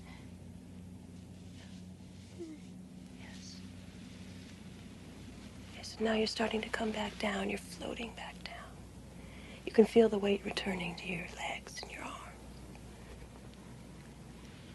I'll touch your hand, and when I do, you will awaken feeling refreshed, and you will remember everything you've seen. 1, 2, 3. I don't know how to thank you, Miss McNeil. I feel better than I've been in years. For the first time, I understand why I'm so afraid of fire and men in uniforms. And to think it was a memory, and from so long ago. If we all knew that we'd lived before, and if we could remember those past lives, we'd understand ourselves so much better. Maybe we'd be kinder to one another, knowing that in a previous life we were poor or hurting or hungry. Oh, thank you so much. You're welcome. Have you ever tried yourself? It's ironic, I suppose. I've never been able to remember any of my own past lives. But I keep trying every day. Someday, who knows?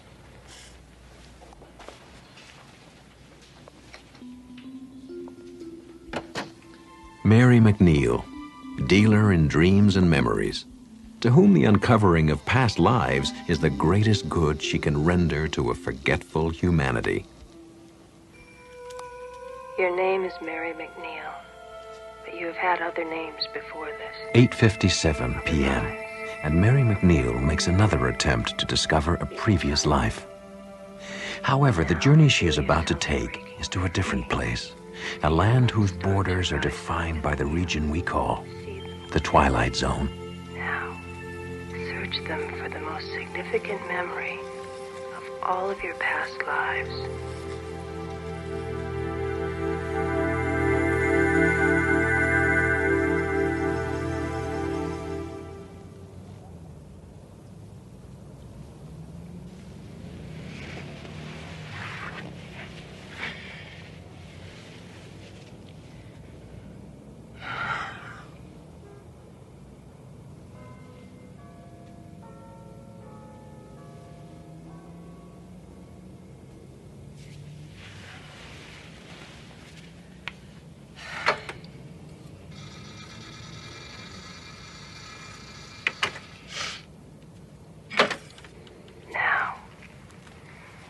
Search them for the most significant memory of all of your past lives.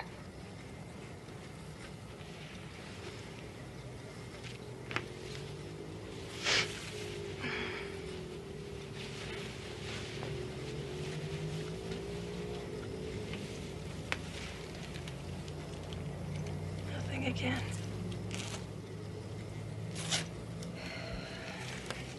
Well, at least I got some sleep.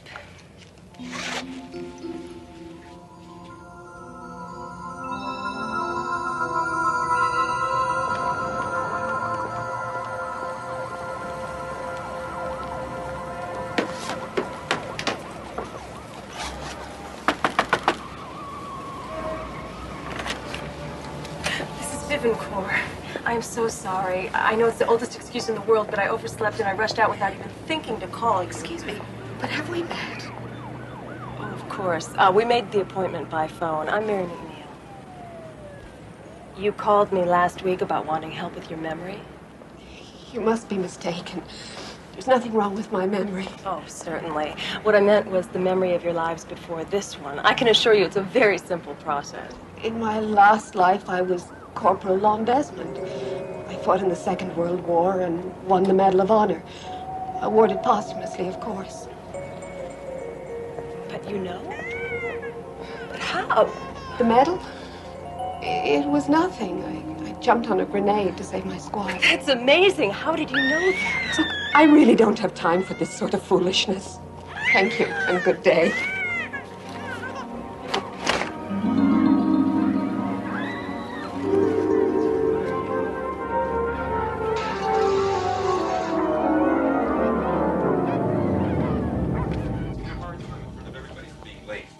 He ever gave me any changes. I had the same problem with the boss my last life. Man, just my luck to get stuck like that 2 lifetimes in a row.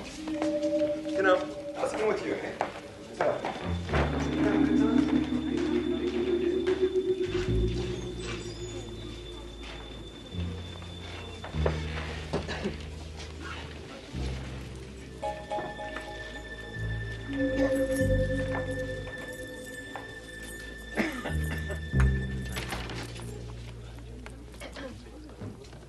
Excuse me, miss, can I help you? This used to be my office. That must have been some time ago. I've been here for the last 2 years. Is there something I can do for you?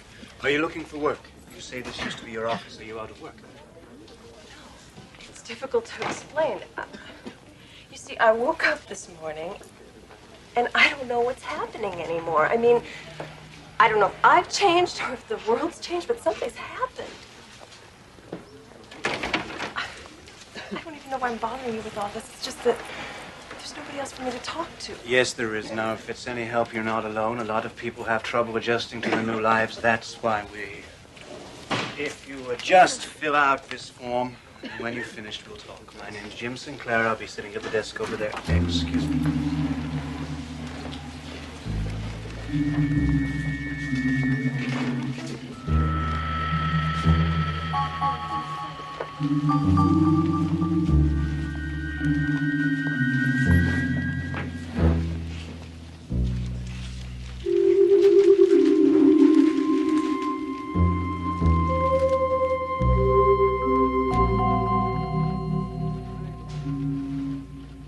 What's a regression therapist?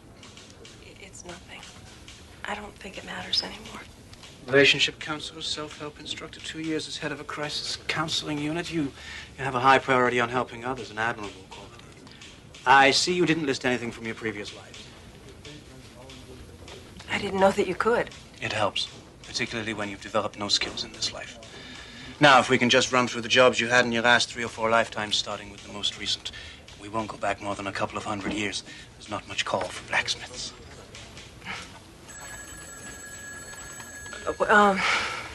Well, I've always felt that I must have lived during the Depression. Felt? That is, I'm always very moved when I see pictures from that time. As if I knew what those people were going through. Could you give me some references for this life? Name some of the people you might have known. I really don't remember. Addresses, marriages, schools, technical, liberal, anything at all? Look, I'm trying to help you, Miss McNeil. I can't do that if you won't help me. I didn't say I wouldn't. Listen, I'm sorry I took so much of your time. Thank you for your help.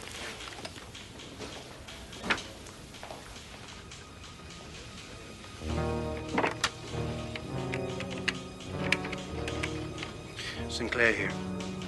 I just had a woman in here who listed only her present life on her resume. Yes, that's right. When I pressed her for details on her past lives, she claimed she couldn't remember them. No, I don't think she's a new soul. She didn't have that vacant look so many of them have. Mary McNeil. Yes, I agree. She could be the one we're looking for. So her behavior was significant, you say? A lot of people disapprove of what we do. Doesn't sound like disapproval. It was more like shock, as if she'd never seen such a thing before. It's possible she's been out of circulation for a time. That happens. And then there is the other So possibility. we discussed, but I'm not ready to accept that theory. There's something wrong here. I think she's hiding something, this one. Before we do anything, we must be certain. Will you bring her in? If we don't decide to kill her first.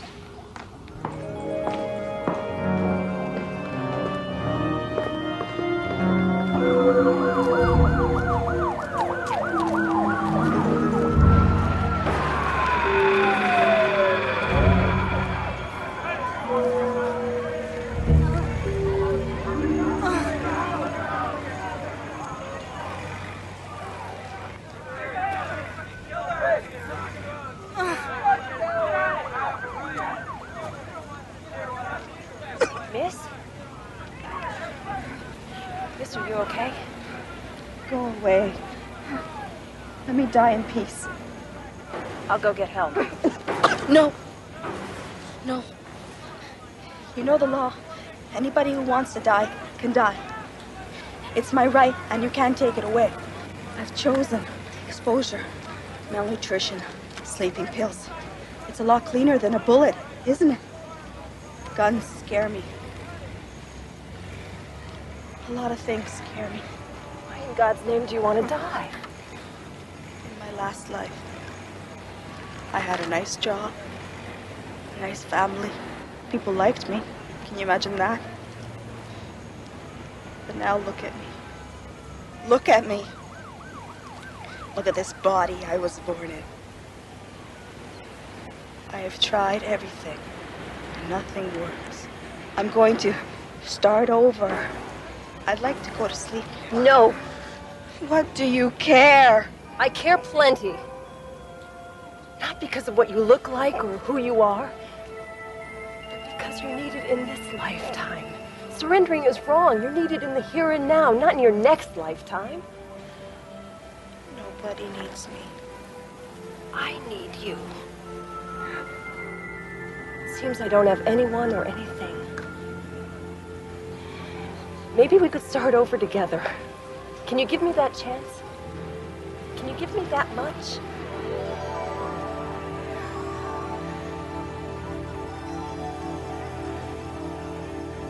I'll go get help. I'll be right back. There's a woman back there. Can you get an ambulance? I think she's dying. It's a man from the agency. No. I'm No. sorry, miss. No. You have to come with us. No. Promise me you'll get that woman an ambulance. We'll look after Promise her. me. I promise. Okay, let's go.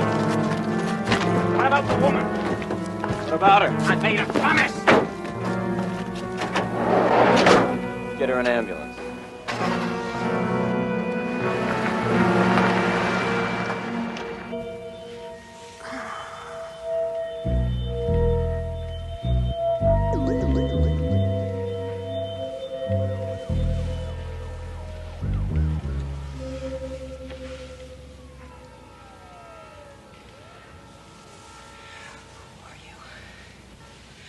Why are you doing this to me? Call us concerned citizens, Miss McNeil. We're part of a group not quite sanctioned by our government, but then not entirely denied either. We play hide and seek. We seek out people like you, your kind. What kind is that? Well, that's what we've brought you here to determine. Who are you, Miss McNeil? Really? I've heard that you claim not to know who you were in your previous lives. You must understand that that's quite irregular. It's utterly unheard of. And we can find no documentation on you. No identity papers, no place of residence. It's as if you did not exist. And if you do not exist, then no one will miss you. So you see, it's in your best interest to cooperate with us. What are you trying to hide? Who were you in your previous lives? I told you, I don't remember. Remember? Remember what? Names? Places? Body counts? Have you been to Moscow lately? Guyana? Uganda? What names did you go by in your past lives? The Borgias? Attila the Hun? Lady Macbeth? We can run down the whole bloody litany if you like, if it helps to jog your failing memory. Haven't seen our friend Adolf in a while. Could there be a little Führer hiding in there? Leave me alone. He could be telling the truth. If she is, and she's the one we're Not looking in front of her. If she's telling the truth, we're going to find out soon enough.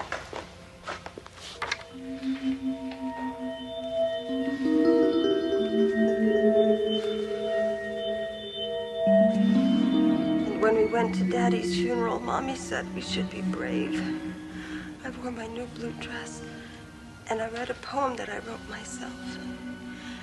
After it was all over, Mommy said we had to move.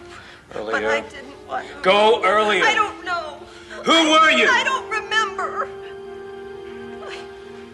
I'm going to double the serum. That could kill her. We're going to have to take that chance.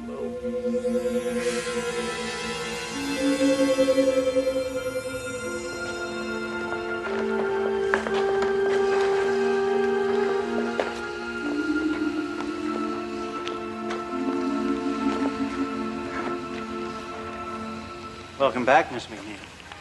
Oh, my head. It'll soon pass. You were telling the truth. For what it's worth, we're sorry we had to put you through all that. But you're free to go. Just like that. What about my life? What? Sorry, wrong number. Just hang up and walk away like nothing ever happened. Precisely, Miss McNeil. Unless, of course, you would care to work for us. See you in hell first. Sinclair, get us some water. We're offering you a very rare chance, Miss McNeil, to go from a prisoner to a savior. You are a healer. We ask you to help us heal. We want you to help us forget. Forget who and what and where we were. You're out of your mind. Perhaps I am. Maybe we all are. Look around you. Did you smell the madness out there? It gets worse with every generation. You can smell the death that we needn't fear because we come back, but which is with us from the cradle to the grave. Think of dying and then the new agony of rebirth, and you remember it all, Miss McNeil. We're so busy avenging the past that we lose the present. That's the world we live in. That's the waking horror that's our everyday existence. What can I do to help you? You have a gift. We need you to teach us that gift. We need you to help us let the past be swallowed by silence. No more carrying grudges across the centuries. No more longing for days and lives past. Just the moment. And the thrill of making this life as good as it can be. We've waited so long for you, Miss McNeil. If we were harsh, it was out of fear and hope. When we first met, I knew you wanted to help people. We're giving you the greatest opportunity that's ever been given to a person. Help us, Miss McNeil. Help us to forget.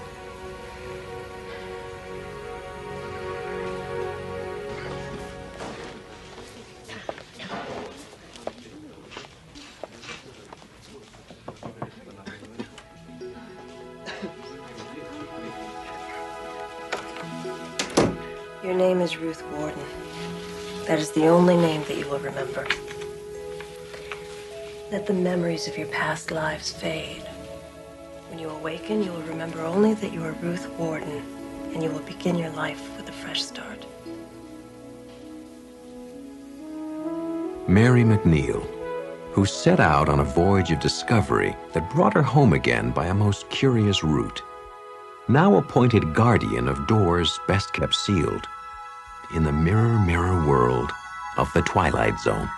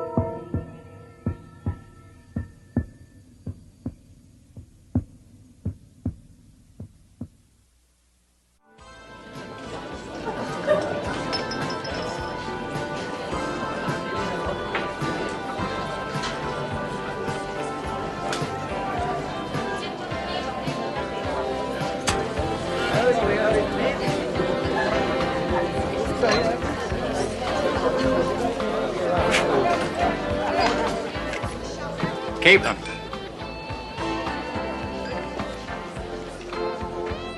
Helgramite method. Cure for the problem drinker. Hey, can I buy you a drink?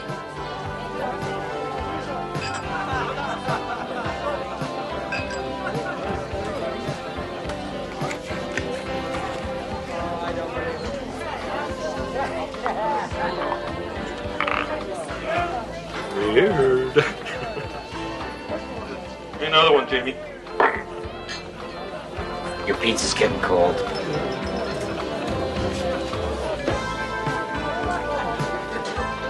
Look, we'll just make it one for the road. I'm out of here. Put it on my tab.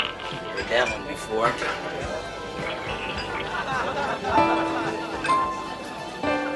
Miley Judson, an everyman who has strayed from the path, slipped and fallen many times.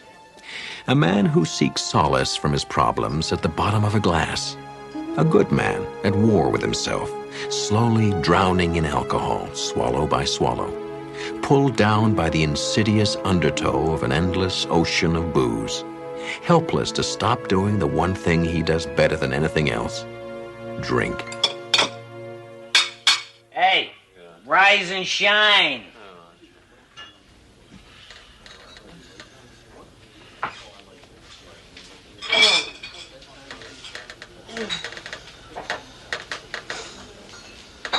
Jamie, just one more for the road. That's what you said 5 hours ago. We're closed, Miley. Go home. Home.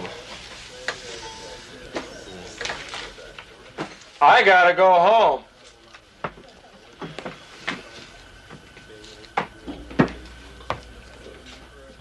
Ready? I'm home and it's pizza time! Whew, God. God.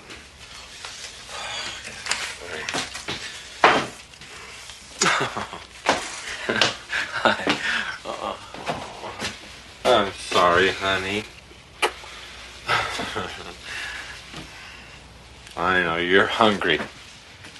So what do you say we take this old cold pizza, put it in a nice hot oven.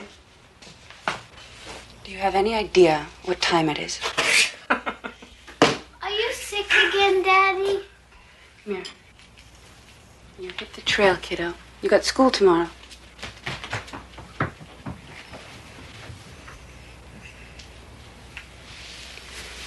I've had it. I can't take any more.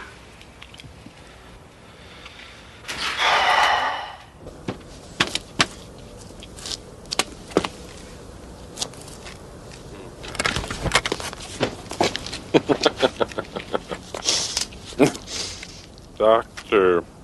Jeannie Merrick. I know. Listen, I know it's late, but Matchbox says 24 hours a day. Come. Come in, Mr. Miley Judson. Judson.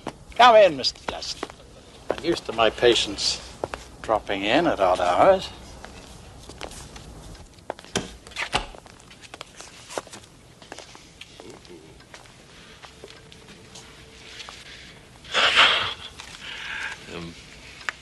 The advertisement mentions a cure. Yes.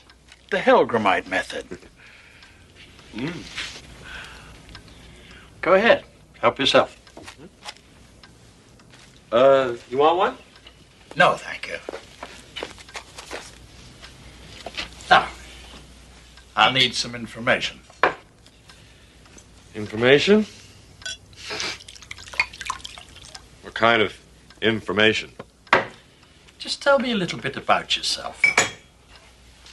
Well, first of all, I'm tired of talking about all the friends I've lost. Tired about talking about all the blackouts. Tired of the hangovers.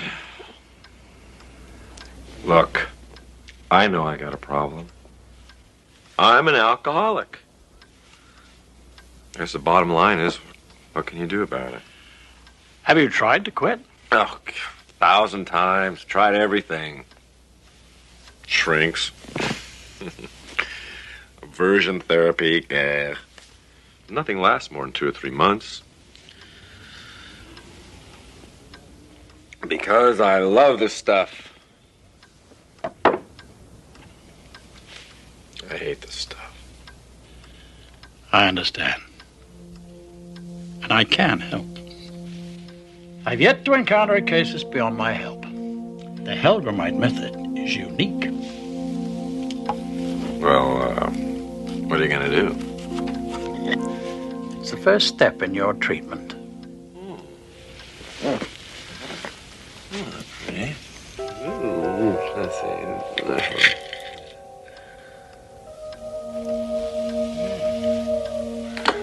Oh, well.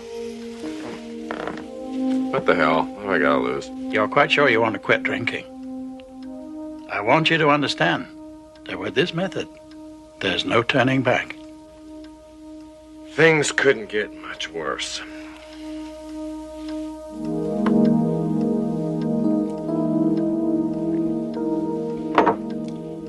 That's all there is to it for now. Call me in a couple of days. Well, that's all there is to it. There's no lecture. Next visit. You don't want to hear any speeches tonight. Go home. Get some sleep.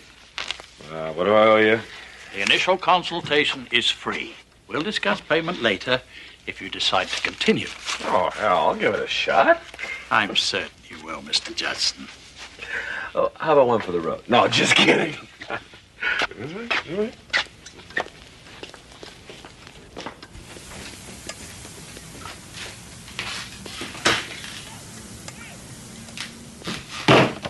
Morning.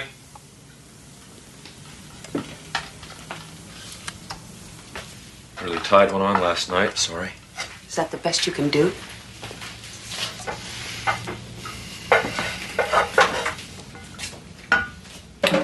Franny, I think we need to talk. Talk? Miley, I'm fed up. Do you understand? Hi. Hey there, Chatter. Hey, Chatter. Here. Come here. Take your breakfast. Go in the other room. No, I said I was sorry, Franny.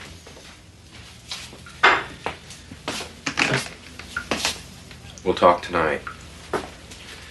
Things will change. I promise. You'll see.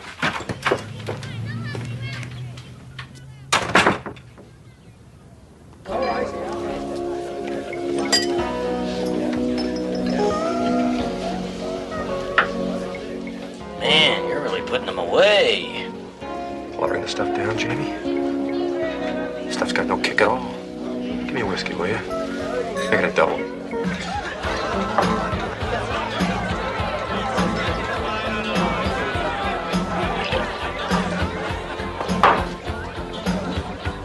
I never saw anybody drink that much and stay conscious.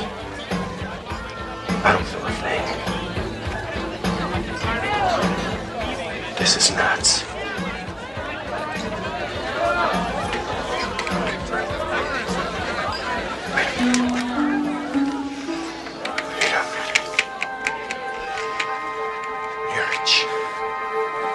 I see you've been drinking, Mr. Judson. Just tell me what's going on. Well, as you recall, last night you agreed to start the Helgamite treatment. So? Have you ever heard of the Helgamite worm, Mr. Judson? What? No. Ah. Well, the capsule you swallowed last night contained a rare sort of tapeworm, the Helgamite larva. By now, the worm has attached itself to your stomach. Your drinking has stimulated its growth. A worm? Oh, God. You gotta be kidding. From now on, the Helgamite will absorb all the liquor you can consume. You won't feel any effect from drinking. You don't think I believe any of this, do you?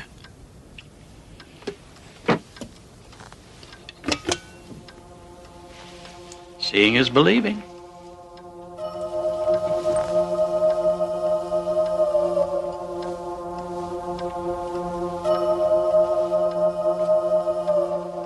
Of course, this one's not yet fully grown.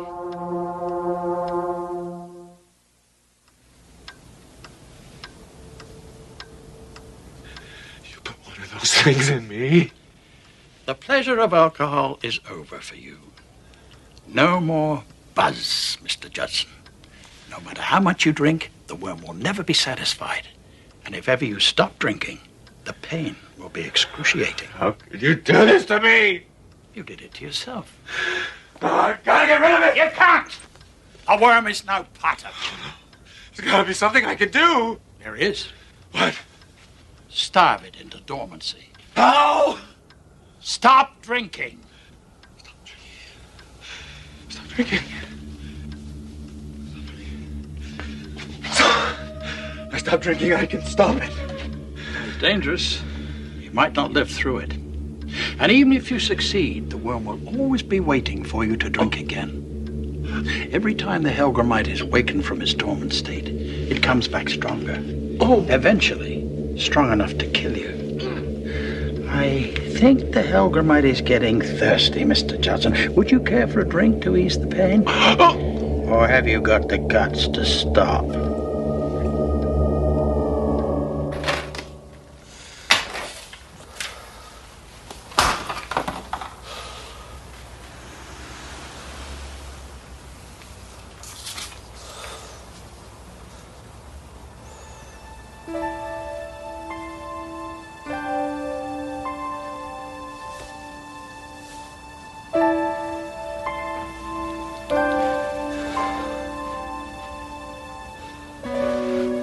You look terrible. I want you to take Chad. Go stay with your mom and your dad for a week, maybe 2. Why? Because I'm gonna lick this thing once and for all. Cold turkey. Same old broken record.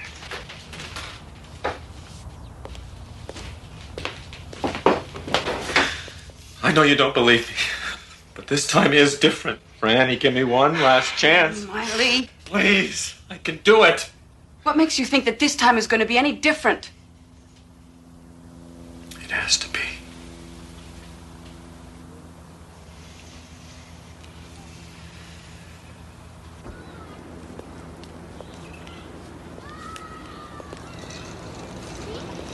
Is that it? Yeah, that's it. I love you, Daddy. I love you too, Chad.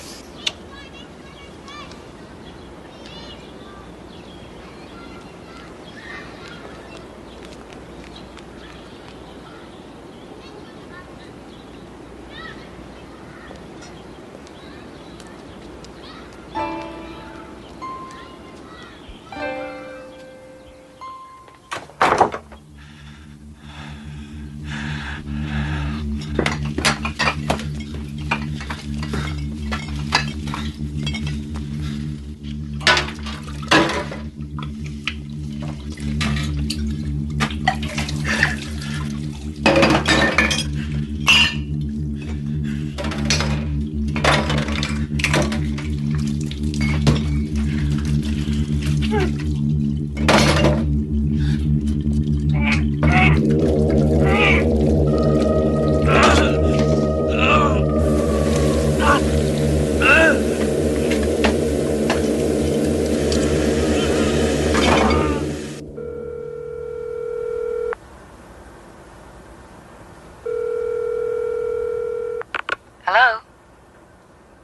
Hello? Miley? Miley, is that you?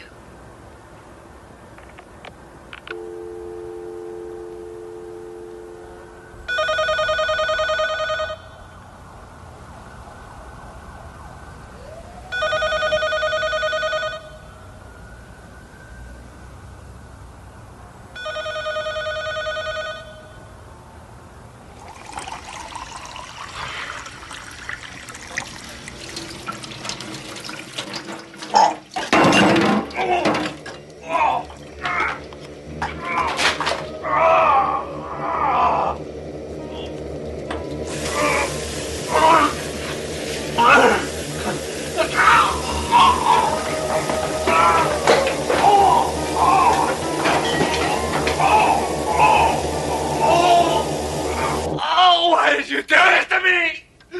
Oh, God, what gives you the right? Oh, A right? What gave me the right? The pain you're feeling is nothing compared to what I went through when I lost my family.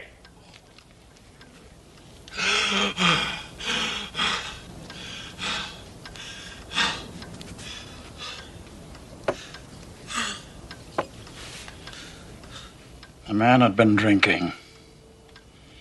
My wife and 2 children were crossing the street with the light. He didn't even brake until after he'd hit them. I came to you for help. I came to you for a second chance. And I'm giving you a chance for a new life. You've begun the process. Now you either quit drinking or die.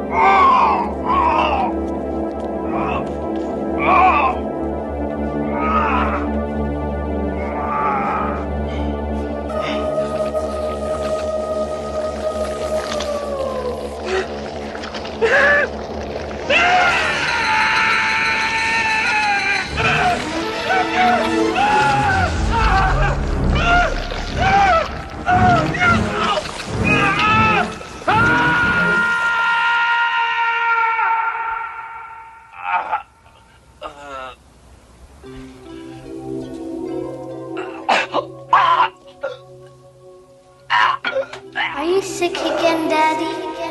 I've had it. I can't take anymore. It's dangerous. You might not live through it. And even if you succeed, the worm will always be waiting for you to drink again. Every time the Helgramite is wakened from its dormant state, it comes back stronger. Eventually, strong enough to kill you.